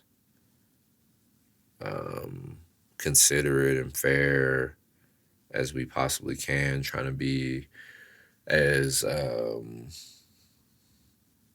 may have already said the word aware, but trying to be aware of the whole scene and keep our eyes open and glued to what's really going on and who people are listening to. And you know, it sucks, is, you know, we don't always get it right, and we can never claim to get it right all the time, and there's definitely some years that we've been like, dang, maybe we should have had this person, not realizing that, just things that we missed. And so just letting people know that, like, man, like, we really do this because we want to build community and not divide people. And so, like, and not saying that anybody that feels maybe slighted or whatever shouldn't feel that way, or, like, I'm not calling for like a peace treaty necessarily, but just understand what I would like for people to understand is that, like, man, like, we truly are just trying to build something for the community. Because, like, outside of the notoriety of it, which neither me or Tay or any of the people on our team really want or need, we don't really gain anything from doing this. Like, and not for people to feel sorry for us, but we actually lose a lot doing this. And I think that's why sometimes it's like when people like kind of hate on it or like feel certain ways, or I take it, a little more personal than I should, because people have the right to feel that way. Like, because there's been years that I've been like, man, this forecastle lineup fucking blows. Like, fuck forecastle. And not, I don't want to start no shit, but like, there's been years that I've done that, and it's like, maybe it's karma. Like, because, we put it out there so it's open for people to criticize. But I think just the fact that it's just like, damn, we just want you guys to like us. Because we want y'all to come together. And it's like, I said this on another platform, but it's just truly like our whole thing is like, this is not for you, this is not for me, this is for us. Yeah. And really, like, we would love to be in a space where, like, Tay and I can come back to Louisville or come to LouiEvolve, rather, like 10, 20 years from now, old as fucking dirt, and be like, yo, we started this shit. Yeah. Love what you've done with the place. But we have nothing to do with anything going on in here. We love what you've done. Like, this is incredible. Like, look at this. This is cool. Like, look how big that stage is. Like, this is they got several sound people in here. What the hell? Like, where's Casey? Does he know that Casey's on stage this time. That part. That's where we need him, right? That part. Yeah. But so I'm hoping that, like, that it'll be something where it's like, damn, you guys did a great job with building on what we tried, what we created, Yeah. That's the best you can hope for. Absolutely. Being able to pass it down and it becoming greater, like, than all of us, And that's awesome. And I believe it will do that. Yeah. I hope so. We've talked about some of them, but I did want to discuss some of your favorite artists in the city right now who are particularly the ones who are motivating you the most, the ones that you're like, wow, that makes me want to write, that makes me want to make music. Man, A.D. Kendall. Yeah. Apple is... The pen is nasty. The pen is disgusting. A.D. Kendall. Of course, I don't have my dog AP. Yeah. Otez, Horace Gaither. Again, his project will be out by the time this comes out. But Miss Sissy's grandson, go stream that right now. Man, Niece, Don B, Forever and Always, your favorite rapper's favorite rapper. Yep. Floyd, or Furious Floyd. Ramel, slept on. it not dissing myself, but like catching up to that pen is crazy. Like, cause Doc he's on a, I'm nice, but he's on a kind of different type of level. Polaroid Play. That man got so many styles that it's just like that fool right there is definitely like somebody that like inspires me, man. Wavy Boys, I'm telling you. Big things coming soon. Big things coming soon. Okay. Man, who else? Ty. Oh yeah. Ty's dope. Jordan Brooks. Damn. Who else? Did I say Altez already? You did. Okay. Shy. Oh yeah. Doughboy. Oh yeah. I feel like we don't. We be playing with Doughboy's name. Maybe but Doughboy, cause he's so quiet. Yeah. I want him to get buck. I want him to get like. Yeah. I want him to get real disrespectful on these fools, cause like. Yeah.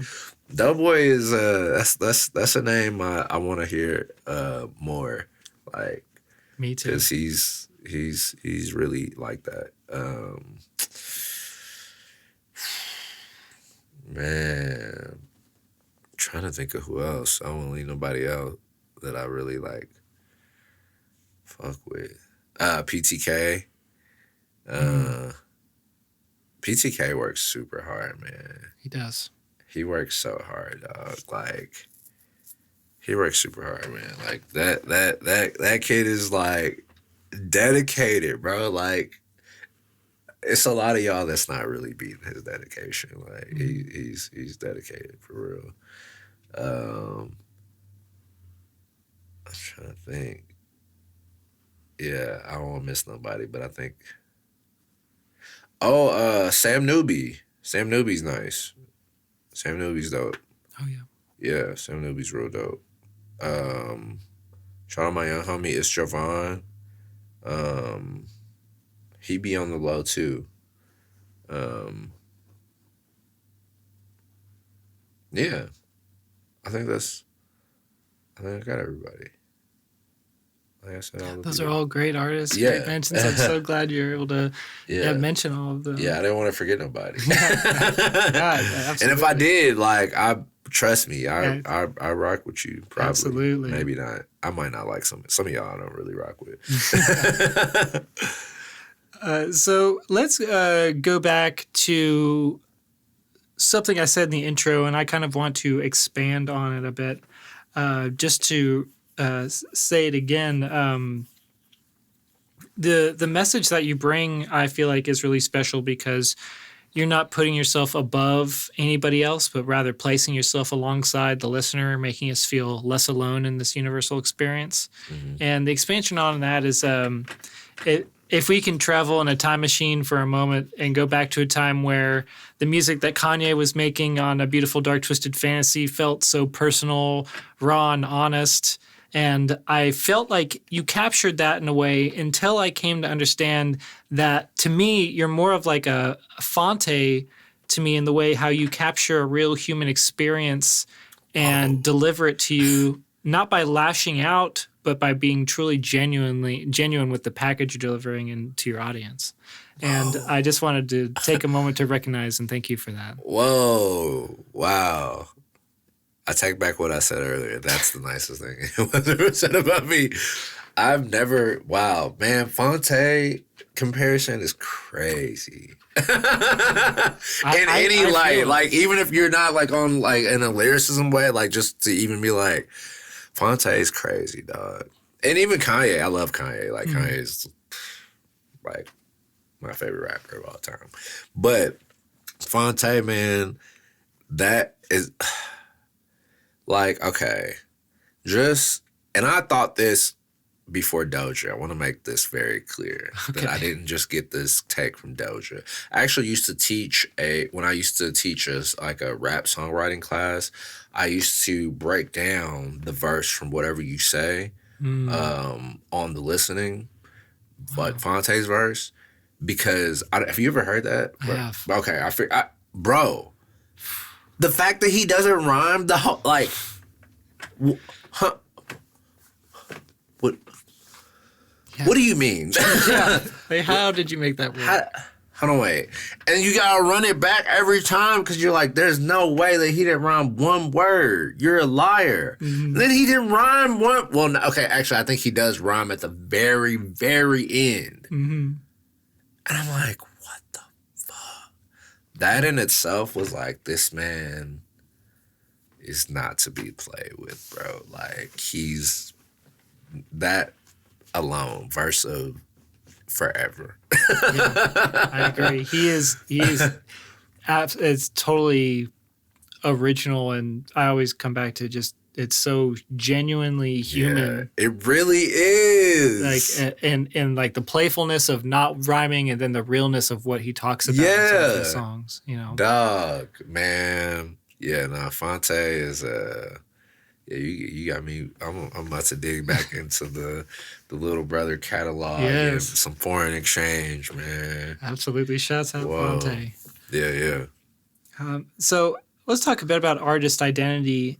How have you found that rap as an art form allows you to explore and express the deeper layers of your identity? So I'm not really like super good at like expressing like my inner emotions like in conversation. Like I don't. It's kind of like I'm maybe ashamed to admit this, but like I'm a very default like answer person. Like outside of music, like we go all day about that, but like in terms of like conversation, unless I feel like it's maybe like opened up to that, or like maybe I feel in that headspace, like you ask me how I'm doing. Oh, good, great. You know, lovely. Life is wonderful. Like it's, you know, I couldn't complain not once. But the music allows me to really like dig into how I actually feel. Yeah. And like unapologetically like express myself without feeling like weird. That's like to go back to like just the not thinking about like how much I pour into that until somebody is like, dude, you said that. But like, okay, like, you know, because it's a conflicting thing for people to like, to see me out and be like, yo, how are you doing? I'm like, oh, I'm great. Yeah, it's a beautiful day outside. Like, I'm having a blast. Like, life is wonderful. And like, your music doesn't suggest that at all. And I'm like, didn't you get hit by a car earlier? Yeah, and I'm like, all right, damn, yeah, you're right. Life kind of does suck a little bit. And so it really allows me to be real with myself. Yeah. Because I haven't really found a way to, I think, be real with myself in like in real life, you know. You know, definitely with people that are like super duper close to me, like, you know, like my best friend Vashti, or, you know, or Tay, you know. I can say to them the things that I say on those records, you know. And so when they hear it, it's like no surprise to them. It's like, we've had those conversations. Like, I know how you feel. I know the real you. Right.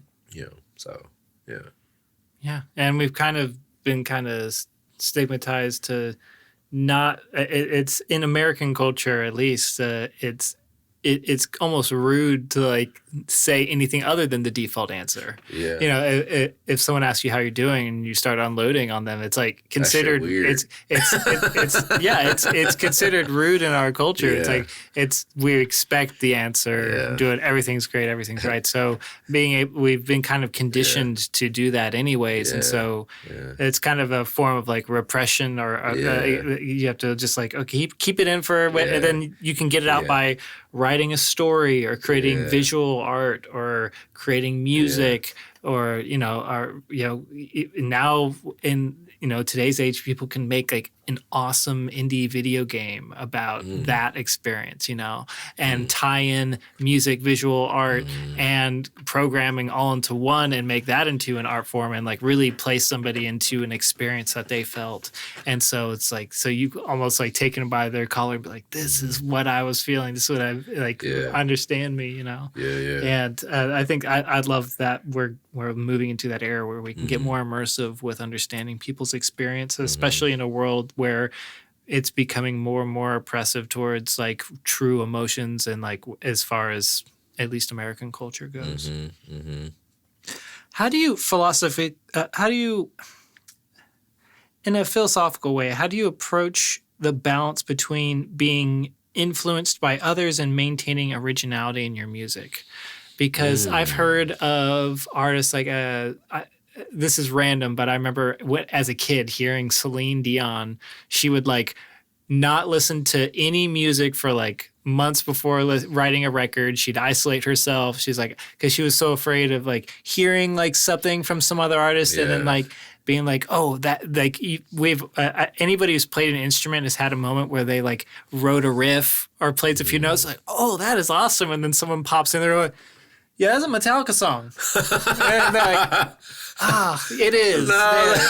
And that's like the worst feeling, because what if you like got to the point where what happens when you get to the point where you press the button on distro services and someone's like, yeah, that's a Black Eyed Peas song.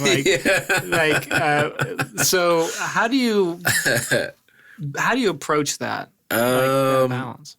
Man, I mean, now I don't, outside of like local shit, I don't really listen to a lot of music for real. I listen to a lot of podcasts just because, not like on some like cool, like I listen to podcasts now, but like music makes me feel so much. Yeah. And I think I discussed this with my last guest, but I find, when your life is music, so you work at Amped, and when music is a part of your everyday life, you don't want to oversaturate it. You already feel oversaturated, so it's nice that to like after being at a music festival all day or working with music all day, you get in the car. You do have those days where you do like turn on the music and it's like, I'm leaning all the way into this. But majority of the time, for me at least, after working on music all day, or just that's been my whole week, getting in the car and just being able to turn on a podcast and not have music, the lack of music is like necessary and needed. It's because you don't want to get jaded or get oversaturated with that at all anyway. And so I definitely understand that, because I every weekend for the past 4 years I record artists, and I listen to all the mixes throughout the week, and so I hate to say reprieve from music, but it almost is, because it's this really precious thing, and it does make you feel feelings, and you can get exhausted from being tugged and pulled, like especially when you're going from one song to the other. One song will be like a really emotional sad song, and one song will make you like want to go to the gym and work out, and you're this is tugging me I need some emotional rest, balance. So I think I kind of in a Celine Dion kind of way, like I kind of shy away from, like when I'm trying to create, I shy away from like music, at least in the world of what I'm trying to create. I might listen to some like Frankie Beverly and Maze or some shit like that, just to kind of catch a different type of vibe. But I try to not, definitely not listening to the homies, like, music, because not the group, the homies, but the homies, like my friends, because I'm like, because their shit, like I said, it inspires me. Like if I listen to 80s shit or Allen shit or Horace, like, not saying I'm gonna try to sound like them, but like, I feel like those are artists, specifically AD and Allen, where I hear their shit, I'm like, damn, why didn't I think of that? Yeah. And so it'll have the influence it's like influence versus inspiration. Yeah. You know, and the influence will come subliminally. It Yeah. always does. And like it goes back Yeah. to like the writing the guitar riff that you think you ate on, but like that happened. That's a subliminal moment where you're like, oh, this sounds good, and oh yeah, I like this, and your brain thinks it's original thought until it's like, oh no, that was totally my own thing. Yeah. So I definitely see like not tapping into contemporary stuff or your stuff from your peers while you're writing, but maybe going back to some source material, like stuff from, you know, like the 70s or 60s. And it's like really like to the core of like, and something that's like one of those first waves in like this endless ocean that's gone, one of the first initial waves that kind of inspired those who now inspire you today. Real shit. Yeah. How has being the co-host and being a part of a podcast influenced your perspective on the power of conversation? And have you had any insights over the years doing that? Because this is episode 4 for me. So okay. Congratulations. Thank you. So any insights you care to share? I think specifically with that, I learned that working with people, with friends is, it takes balance and compromise and like understanding. And I think that the three of us, me, Trevor, and Vincent, all understand each other. But I didn't realize, because people think, oh, well, it's, you know, me and my friends, we talk all the time. Like, why couldn't we just get on the mic and just do that? Like, and it's really not that simple. Like, shout out to Vincent because he is really a super huge part of what keeps that rolling in terms of the conversation and makes the docket and all that. Yeah. Like here's some things we can talk about. Like he's super good at that. Like it really blows my mind because I like really be trying to like, you know, help him out so he doesn't have to carry the weight of that. And like, and Trevor too, like we both try to like really help in that way, but like not very good at it, you know?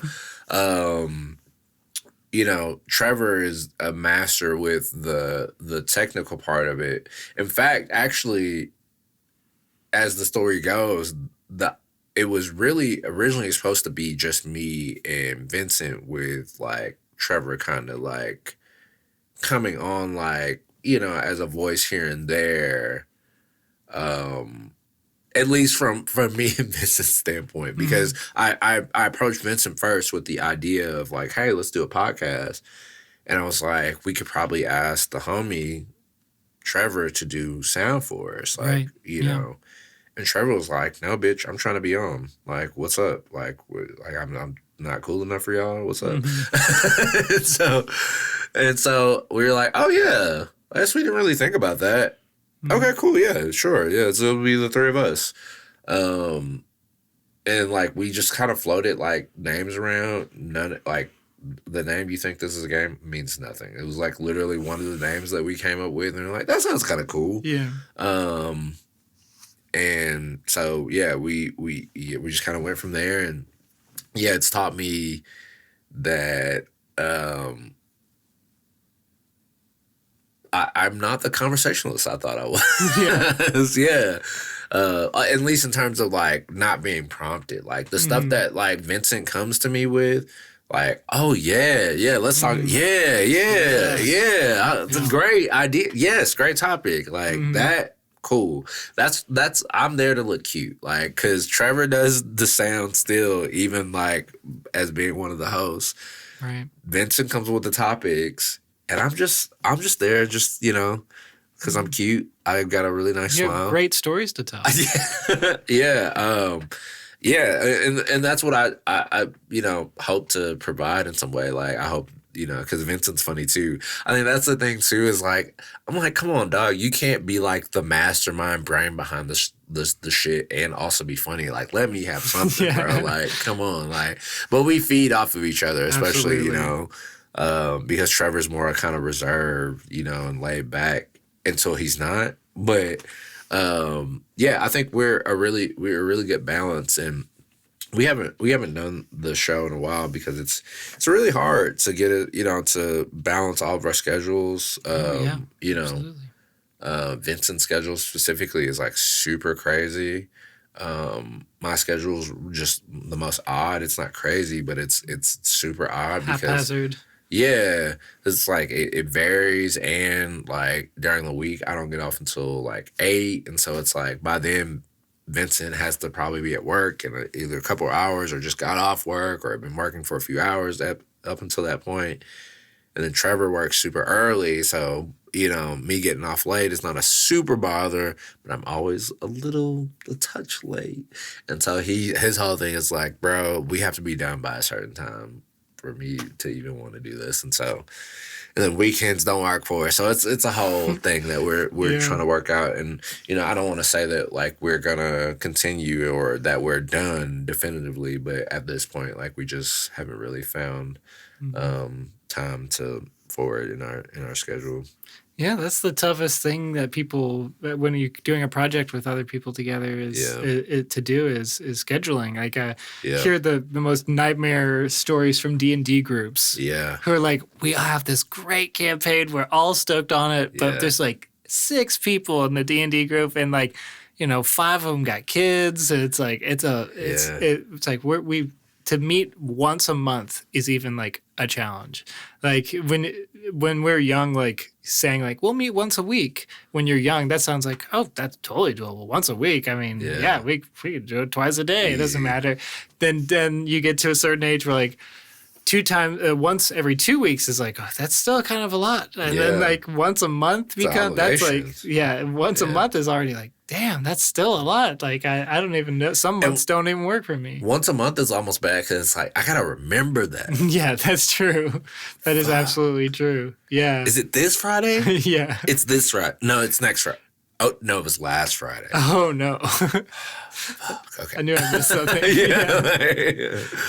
How has your involvement in diverse aspects of music, like the teaching, the production, the rapping, writing part of it, how has it, would you say, shaped your philosophy of just being a person, like walking in real life? Again, another word I feel like I've used a lot, but it's taught me a lot of patience. And a lot of understanding and knowing that like, and I never thought that I knew everything, but like it really just working with kids specifically, getting to know them and understand them and relate to them.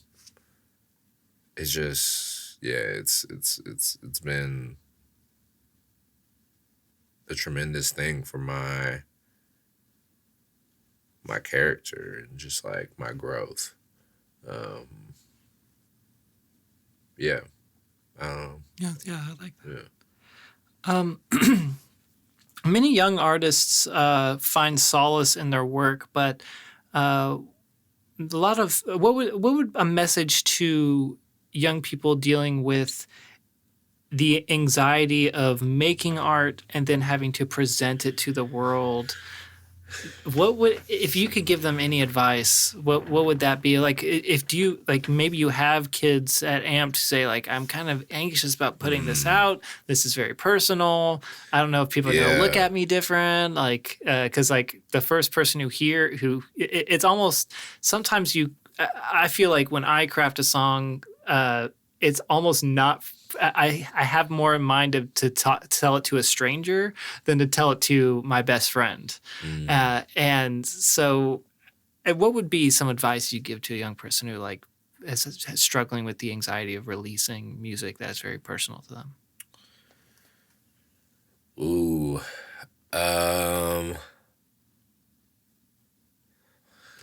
I would say for them to consider how much it means to them, and then to consider maybe how important it may be to them to deliver that message to someone who may be able to relate to or needs to hear that message. Oh, yeah, that's real. Because I can never just say, because this isn't one of those like, oh, just put it out or just, just do it kind of things, especially when it's like a personal piece or something, of that degree, because that takes a lot of courage. And so you, one, have to do it for yourself. Like, why did you why did you create this piece of art? Did you create it for you, just to listen to and go through and to get that out? Or do you want people to hear it and be able to say, hey, I went through that too, and I feel seen, that someone else feels the way that I feel, and I don't feel so alone. Because a lot of times that's what drives me to like put out the more personal music of like, it's a release for me for sure, of like, yeah, I'm glad that I get to tell people how I feel, but also I understand that like someone needs to hear that message in a way. Yeah. I understand the power of that. And I don't think I always understood the power of that. And I don't always even still understand the power of that. But I know that it exists because people have come to me and said, man, I was just like really low. I was like at probably the lowest point in my life. And then I heard the song that you created, and that changed so much for me. Yeah. Because I knew that like I could get through it, because I knew that there was someone else that had gotten through it.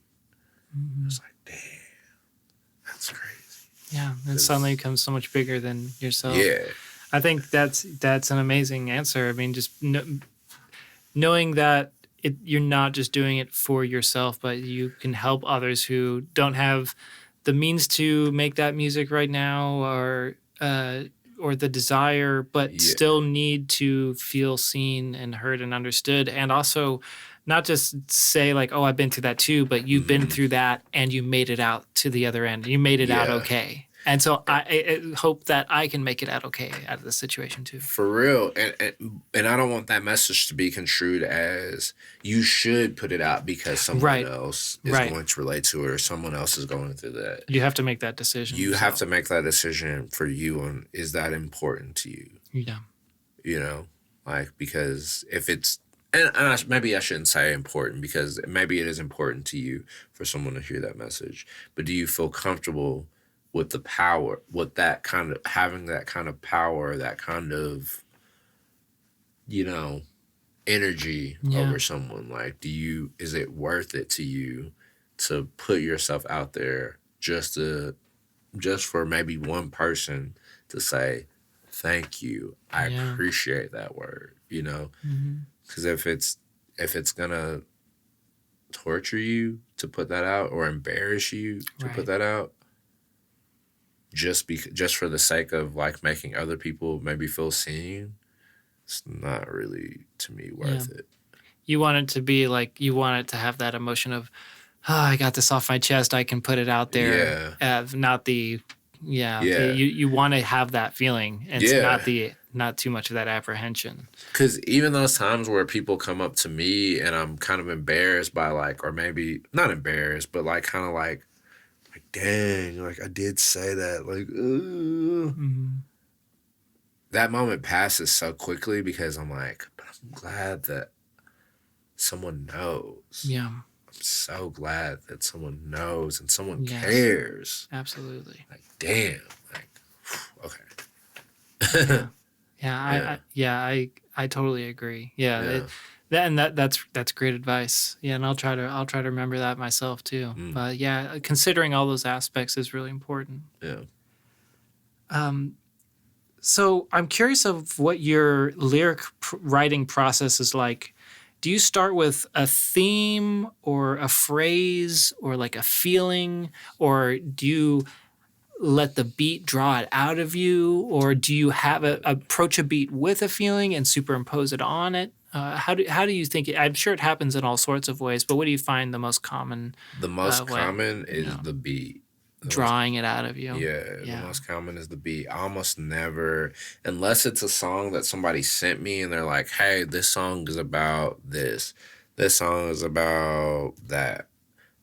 Those are probably the only times I ever go into a song with a theme.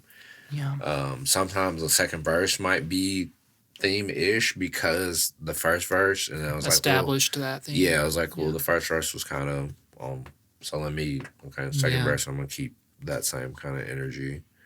But usually it's like I hear a beat, like I think of a line, and then I just go from there.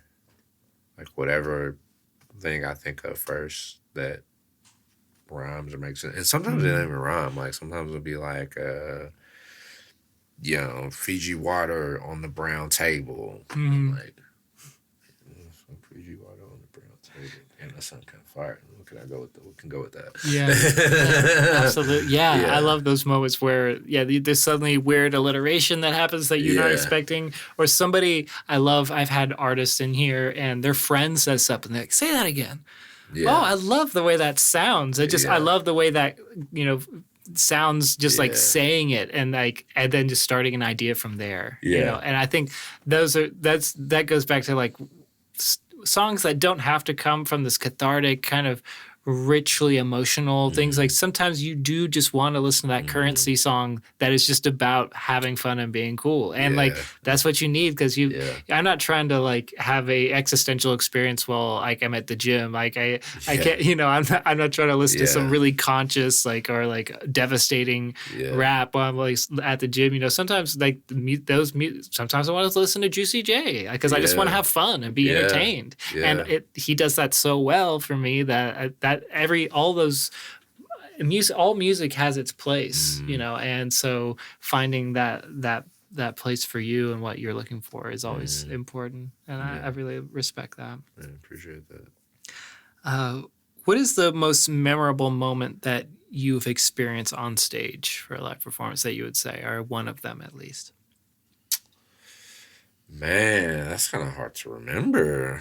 Damn, let me think. Actually, I'm gonna say this one because I've actually video or picture proof of it. But me and Don B were on a Christmas album for Dr. Dundiff, and we had like the first track on that project, and we performed at Mercury Ballroom. That was our first performance doing the song, and it's like this back and forth kind of energy. And that moment was like super cool because that night was just super special in general. Like Jack performed that night because he's on the album too. And Dat Boy Dunn was there. It was just like it was like a kind of like a who's who. Like Dunn brought out like kind of like he brought up the city. Jalen Rose or James Lindsay was there. 1200. It was just like a really dope night. Like, but just that moment, just going back and forth with Don B, one of my favorite rappers, was just like, damn. And he's such a pro on stage. He's so good. He's so locked in on stage. It's sick. I hate that. Man. I truly, and I don't mean like, but like he just so. Like, why are you so good? Bro, chill. Like chill, bro. Like, chill. Yeah. Agreed. Man. And just a really good person. Oh, yeah. Absolutely. The nerve of you. Yeah, how dare you be the nerve of you to be a good rapper, an extraordinary rapper, and a likable person. You can't do both. Excellent producer as well. And a good father. You can't have the world, my boy.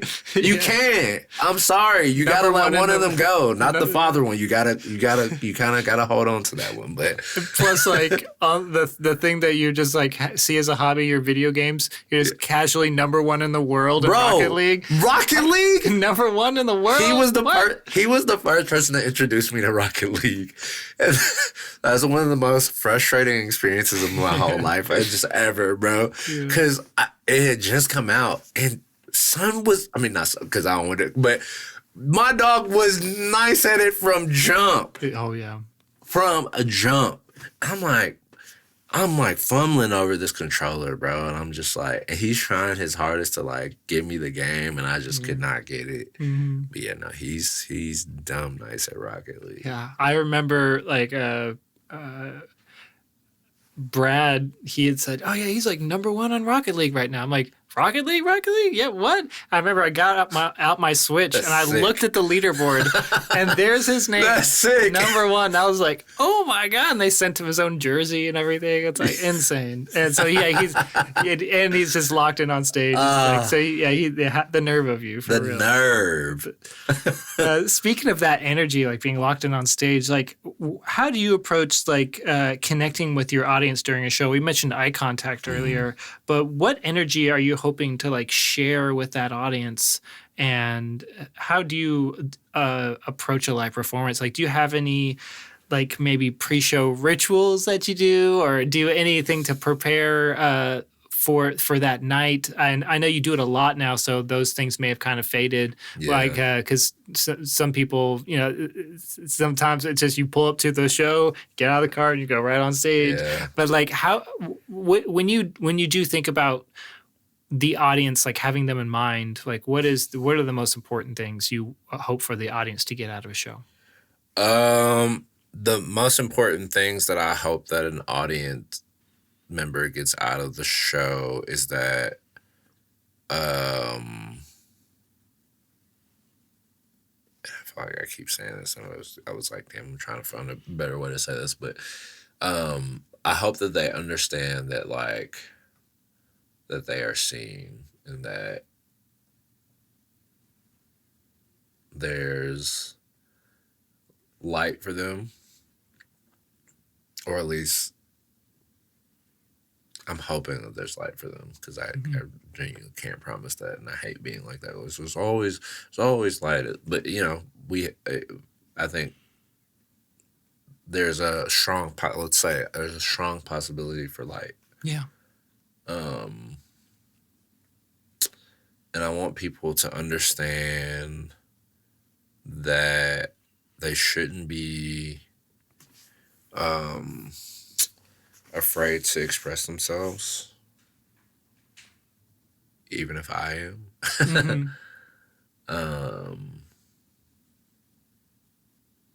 Yeah.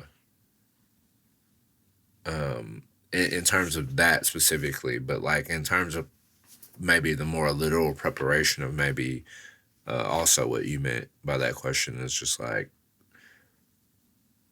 I know, and I should take care of myself all over, but I know that like if I'm not gonna take care of myself on any other day, it's that day. So I'm like drinking hella water and like making sure like I stretch, or you know, going on a walk if I can, or you know, just trying to be very alert and active. Hella kombucha, hella weed. Oh yeah, I love that. No, yeah, and you know, typically eating like a good meal that day, like nothing like too heavy for the most part. A lot of times I slip, especially like recently. But like typically I try to eat like not like clean, like I'm not like eating like a salad or nothing, but just not as, you know, maybe not anything fried until maybe after I perform. Yeah. You know, just shit like that. Being responsible with just trying to just be like a little more responsible that day, because, you know, I feel like I owe that to like the audience, you know, because it's like they came out to like maybe not even see me, but like hopefully I can capture their attention enough. And I think that starts with being mindful of what is best for me so that I can be better for the audience, you know? Absolutely. Yeah, I agree. What harmony do you see in the intersection of hip hop, art, and community building? Say that one more time. I'm so sorry. What harmony do you see in the intersection of hip hop, art in general, and community building? You do a lot of community building through Amped and through LouiEvolve. Yeah. Man, that's community is what hip hop was founded upon, you know. So that's like, for those two things to not be synonymous is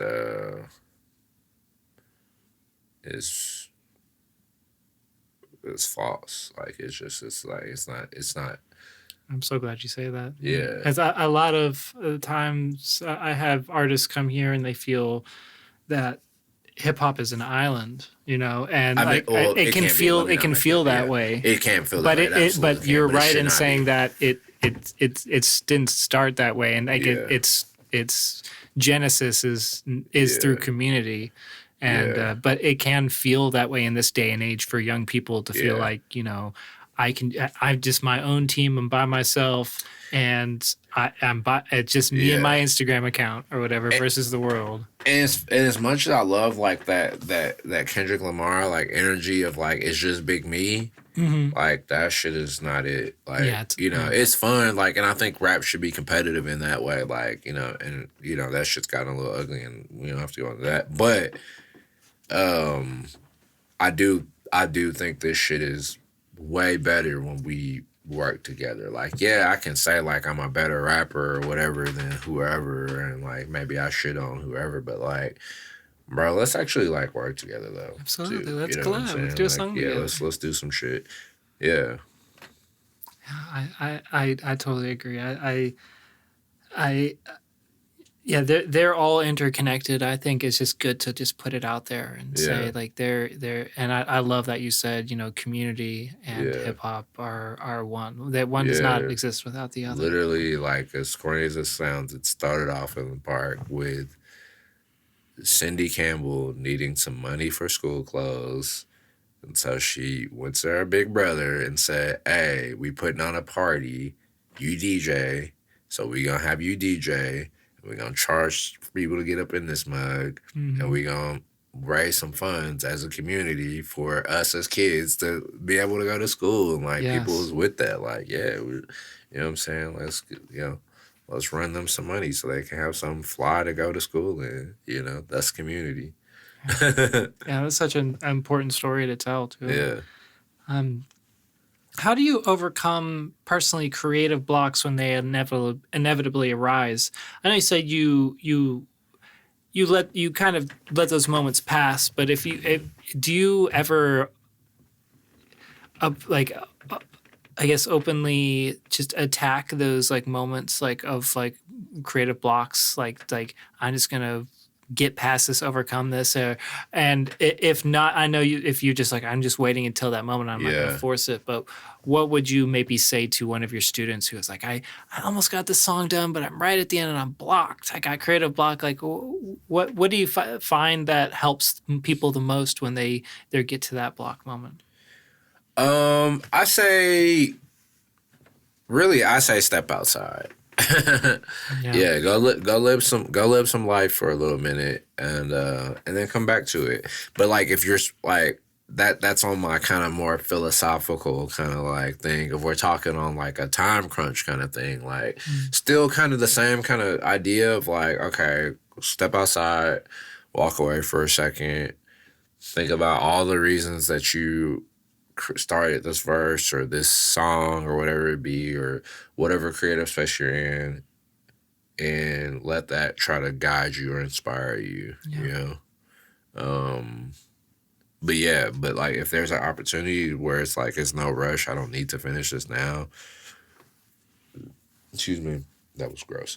But yeah, go and do something else. Like, you know, maybe write a freeform poem, like, you know.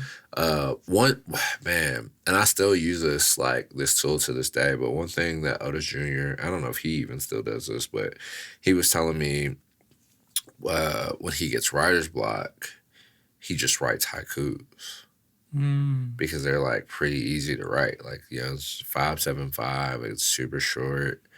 And so it just helps him get that kind of creative flow out. Like, you know, if I didn't write a song today, I at least wrote something. He might write just one of them, or he might write a few of them, but like that's, you know, that's something I do. Like, dang, I can't finish this verse. I'm gonna write a haiku real quick just to be creative. Just you know, And I might even come back to the verse after the haiku. I might still be blank, but yeah, I completed something. Yeah, I see it as like sometimes you have to like change the channel, what you're experiencing. Ear fatigue is real. Yeah. I say the same thing of like when you hear a word over and over again until it doesn't make sense anymore, and you're like that doesn't even seems like a foreign word. The same thing can happen with a song. If you listen to a melody over and over again, it just starts like especially when you're first starting mixing for the first time, and it's like it all starts blending together in this weird way. It is super important to go outside, take a walk, listen to something else, or listen to that podcast. Just like change the channel on like what you're tapped into at that moment, because it can start becoming like a positive feedback loop, like kind of like holding like the microphone towards the speaker, and it just starts going over, and you're just like, okay, there's too much going on, none of it sounds right anymore. It's that I think that's great advice. And and shouts out Otis for haiku. That's a really good idea. I like that. If you could sit in at any time on a session in hip hop history and be a fly on the wall for the creation of a certain record, what would one of them be? Damn, that's a good ass question. Just to be messy, maybe hit them up, cause like, what were y'all going through, bro? Like, are y'all good? Like, maybe let's not put this one out. But no, I'm trying to think of a non controversial one. Man,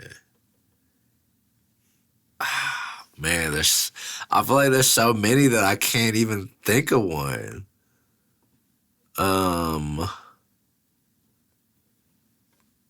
Dog, yeah. I understand that feeling. That is such a good question, bro, that I'm like, I cannot even think of. Cause I'm like, I'm trying to think of like the songs that like, and this is kind of cliche too, but maybe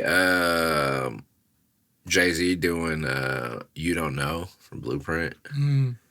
Like, cause that song does something to me, bro. Like, where I just get like, I start wanting to like flip tables and shit. Like, I'm from the streets where the hood is following me, bullets are following me. It's so much coke. I'm like, what made him write? Like, what were you? Why? What?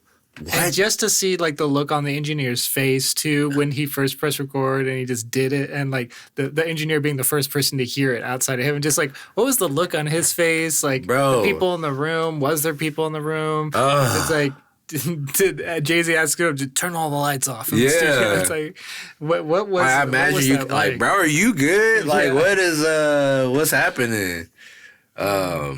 But there's like a lot. This isn't a hip hop song, but one song I joke about a lot is Confunction's "Love Train," which was remade by Silk Sonic, but the original is like classic. But that song is so interesting because like it's so many different like layers of like questions, because like the whole song is like about how he's like trying to reach out to his girl, but like he's the other dude, so like his girl is with her dude. And so, he's like just the way he's like begging through that song, I'm like, bro is going through it, like. And I just want to know, like, what led to that?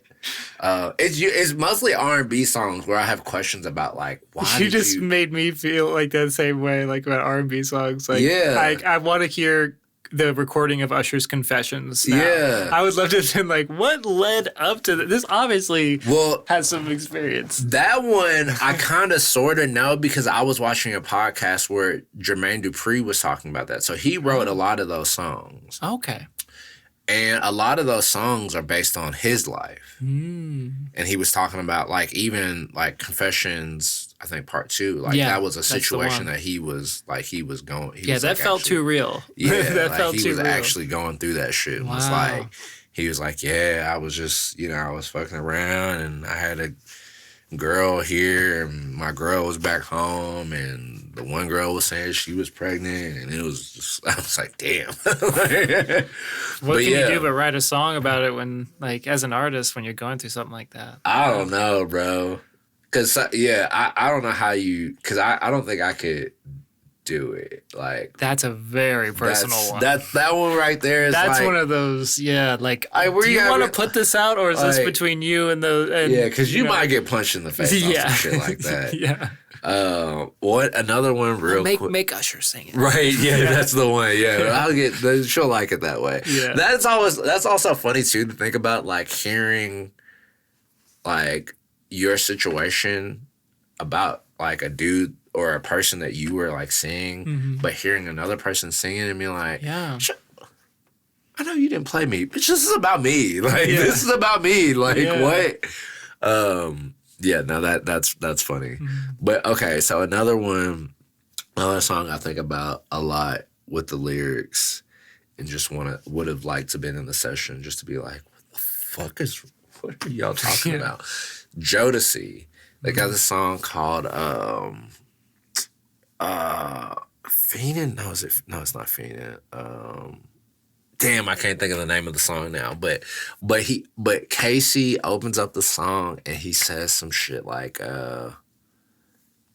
he says, it's been an hour since you've been gone, and that's too long, so come back home.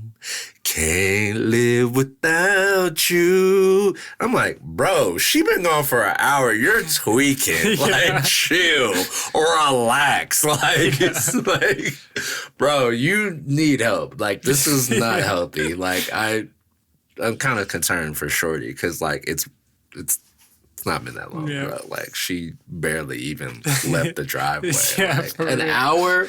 Like, what prompted you to say an hour? Right. Like, yeah, that shit is just, but anyway. I totally agree. It makes me think of like, so many songs where it's like, it seems like, oh yeah, that's, you say like, you think when you hear certain lyrics like, oh, that's exaggerated, but maybe it wasn't. Like maybe it really was an hour and that guy just needs some help. Like imagine you're significant. You've been gone for an hour. Where are you? I miss you so much. I just can't live with... Boy, if you don't leave me the fuck alone. I wrote a love song about you and how much I miss you when you went to CVS. Man. Like, I just... What? That leads me to... Okay, I have actually a question for you. How would you feel if just like a person that you were not like seeing, but a musician, like a person you were like kind of like y'all were talking or whatever, and they were like,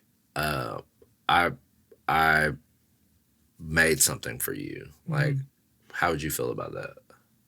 If a musician made something for me? Yeah, like they were like, I made a song about you. And we know of each other, but we're not super close? Yeah.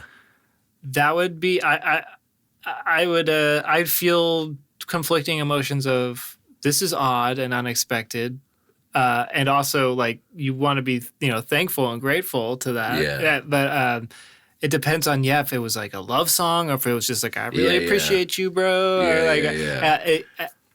I would feel, I guess there'd be a little bit of imposter syndrome. Like, should I, if all the people to write a song about, I would kind of be like, of all the people to write a song about me, like really? Don't do that. Yeah, and it's like you do feel put on the spot, but you also, it'd be a lot of conflicting moments. I'd almost rather you put it out and me be like, no, actually, that's not true. That would be kind of weird too. That would be a way to like tear off the Band-Aid a bit. It's like, and the song's out. Yeah. And so it's like, well, okay. So if it's out, there's like, at least it's like, should I convince them not to put this out? Or, oh my gosh, they're putting it out. Yeah. It being out already, I guess for me would be easier for me to accept it. But that's a good question. Yeah. I don't know how I would approach that. It would be situational, but I know I would feel for sure, no matter what the situation was, I'd feel I was like, I have to be thankful about this because, like, wow, Yeah. somebody felt compelled to write a song about me, but Yeah. also I would Why? feel weird about it. I would feel Why are weird you about doing it. that? Yeah. What have I done to Yeah. deserve this? Like, and also, you know, you listen to every bar or every lyric like very intently. Like, did I offend them, or is there like some deeper meaning to this? Like, what about I wrote a me? song about you. What It's about a me? love song. Yeah. And you're like, a love song, and you hear like some subliminal like hate, Yeah. like it's like I loved you even though you. Yeah. It's like, oh no, even though what? Like she's just throwing shots at me without expecting it. Yeah. So besides music, what other forms of art do you find inspire you and influence your creativity? I talked to Don B the other day, and he's influenced by video games, and I talked to Simile the other day. He's influenced by he's influenced by his He's diet. also someone who's surprised or not surprised, who inspires me. I didn't mention him earlier, but sorry. Yes. Yeah, okay. Simile is such a great guy. Man, what a good fucking person. Yeah. I know I keep saying, but like his energy, like it's I don't want to like put too much pressure on him, but it like he almost feels like an angel. Like, yeah, no, really. Absolutely. Like he just drops in and you're like, dog, life is just so good right now. Yeah. Like I was really pissed off before, but like what am I even mad about? Like it's just like his energy just radiates and it just exudes positivity. Yeah. Like how? Yeah. It is really, really something special.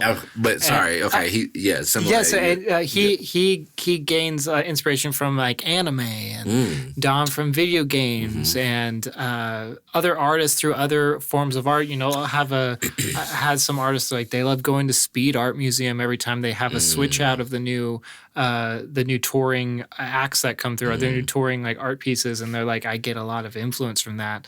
Is there any art that you find like you gain influence from outside of music that may influence you in just your general philosophy in life and how you live life and also how you approach music in general? Yeah, it's definitely comedy, man. Comedy. Yeah, comedy for sure. I feel like, I think maybe because my music is so serious, I'm always trying to, especially at shows,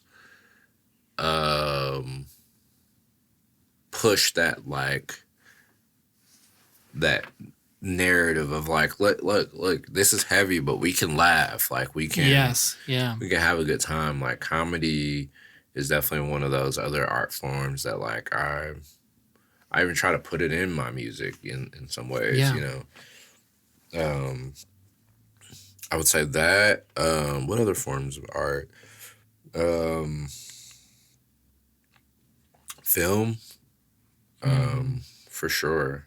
I'm not like as big of a movie watcher as I once was. Like Vincent and Trev, they're like Trevor, super. Trevor is into. Trevor's, he's big on movie stuff. Like, I'm over it. No, Trevor is a big, and that's funny you mentioned that because a tradition I don't think we did it this year because I kind of fucked it up, but Trevor always takes me to the movies for like my birthday. Because like that's something that's like super dear to him and just like an experience of like, hey, I just want to share this moment with you in a way. That what else? Man, another hard-hitting like a hard question, Carswell. I think I'm gonna just because the one that comes off the top and just sticks out is really just being super inspired by like comedians.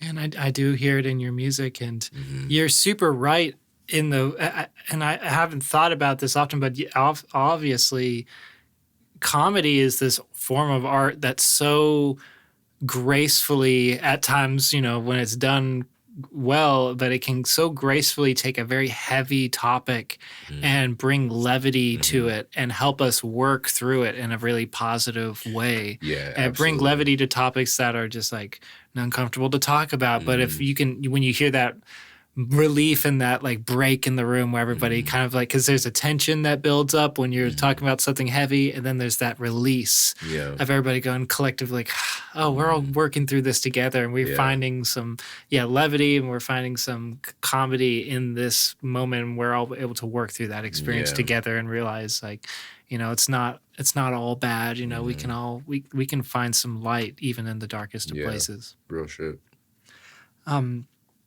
What would you say some of the best advice you've ever been given by somebody is that you still use today and throughout your life?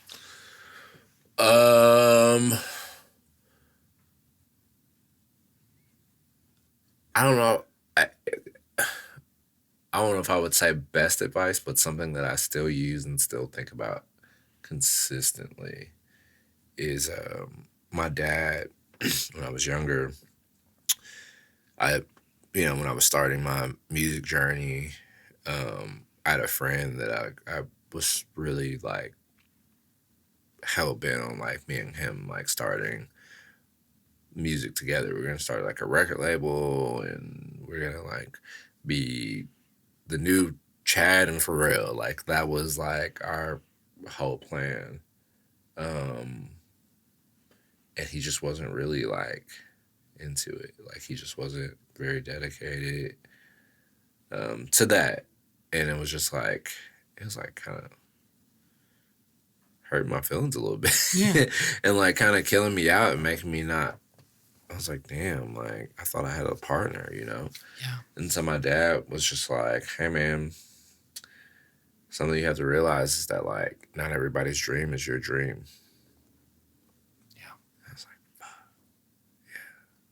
It's so true. And so I still live with that to this day of like when I want to be like disappointed for like maybe what I perceive to be a lack of support, or like, you know, like, man, if only like if you would just help me out, and you know, if you would, you know, do this for me, and like, you know, we could all get on, we could all eat. Yeah, if you could see it the way I see it, yeah, you could just like, and it's so frustrating when it's like, how could you not see it this way? But everybody's not like, only is everyone's dream not your dream, but not everybody has the same perspective as you, or the same experience or the thoughts of things, or people have different, you know, reactions to certain things that you like have a completely different reaction to. Yeah. So it's tough to navigate, but that's what I guess what makes music so beautiful is it can kind of bring us together, bring some commonality in the human experience together, and because it's such a direct narrative, like that you're bringing to the audience, and people can more likely understand that through music than through like a hey, let me pitch this idea to you. It's like, here's this idea in this art form. Yeah. With LouiEvolve has just wrapped up pretty recently, and with Are You There, God, out. Or Is That You, God? Is That You, God? Yes, sorry about that. What are the is there any projects that you are working on that you want to let us know about? Not really, because like I was saying earlier, like I'm definitely working on some things, but nothing that I want to be like, oh yeah, be looking forward to that. Gotcha. I kind of alluded to earlier, but like me and Play are like kind of getting back in the studio together. But even that, like I don't want to like be like, oh yeah, we're definitely gonna do some stuff. Like some years ago, he and I, when we first started working together, talked about doing like at least an EP together, just he and I, like on some songs.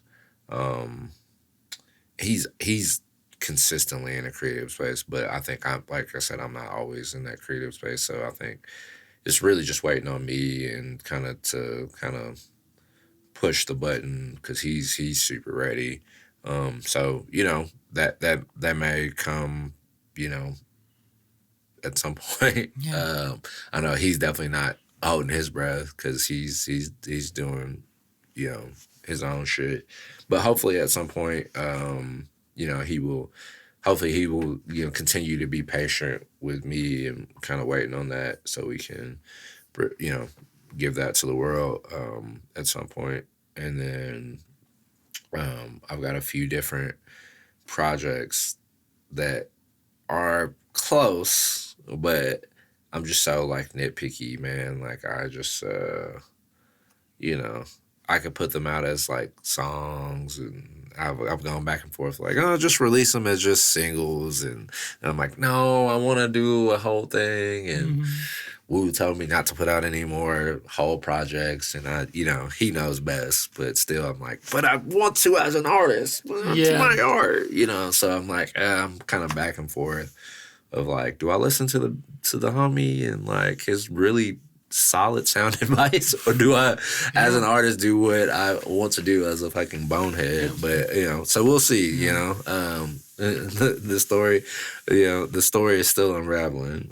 So yeah, I'm just kind of vibing right now, bro. Like I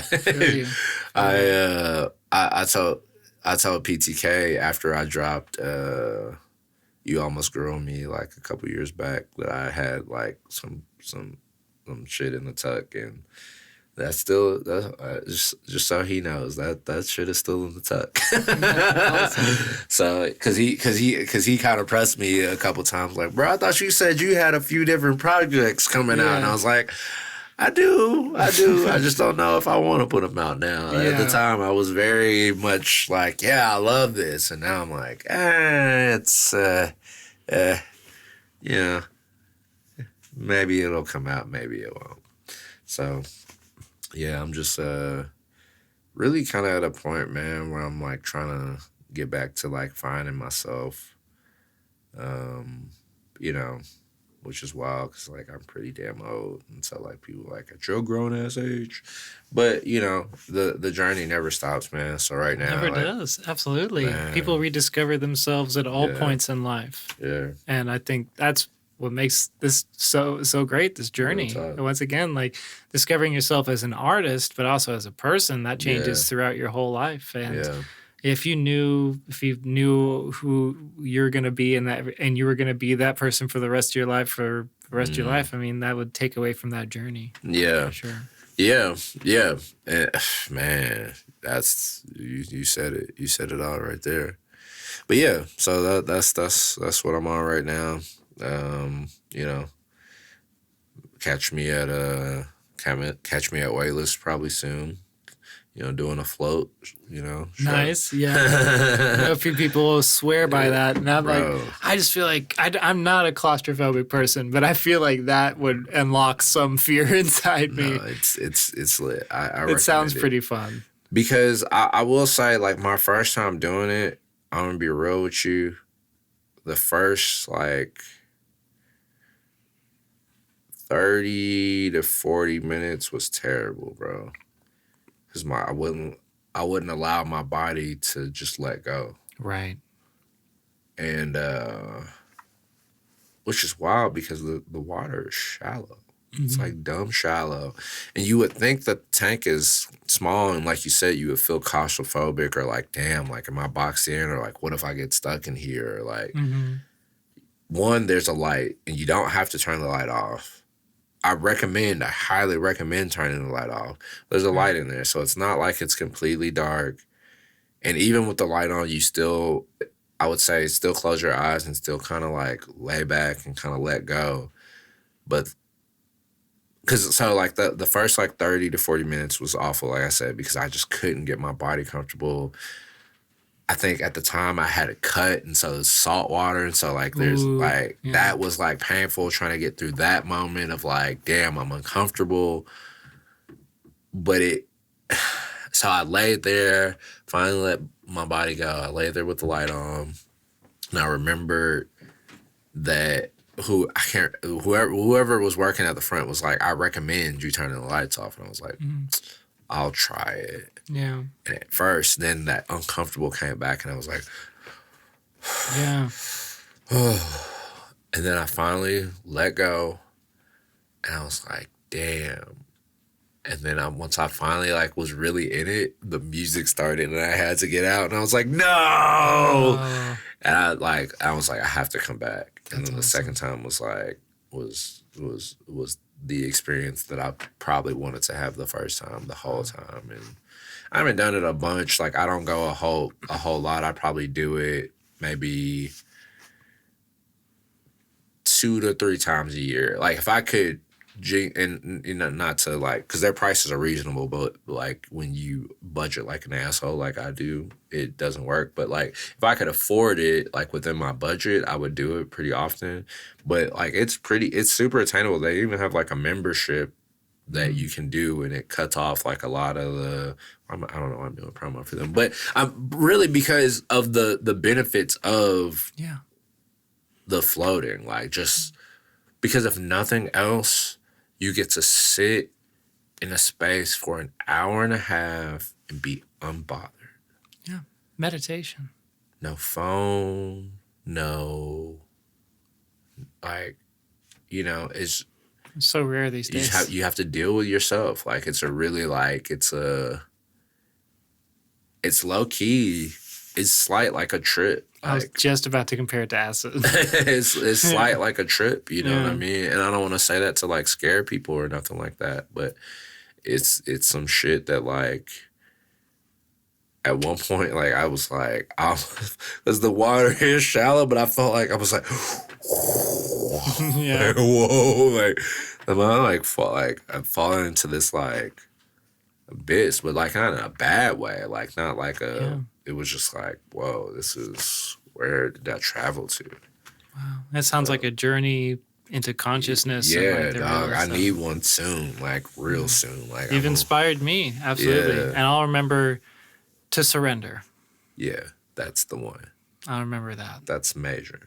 Yeah, and also definitely inspired me. If you have cuts, maybe wait until your cuts. Maybe chill. You put your cuts in salt water. Yeah. That might be a distraction while you're. It might be a slight distraction. In the ethereal abyss. Yeah. Like, but the cut though.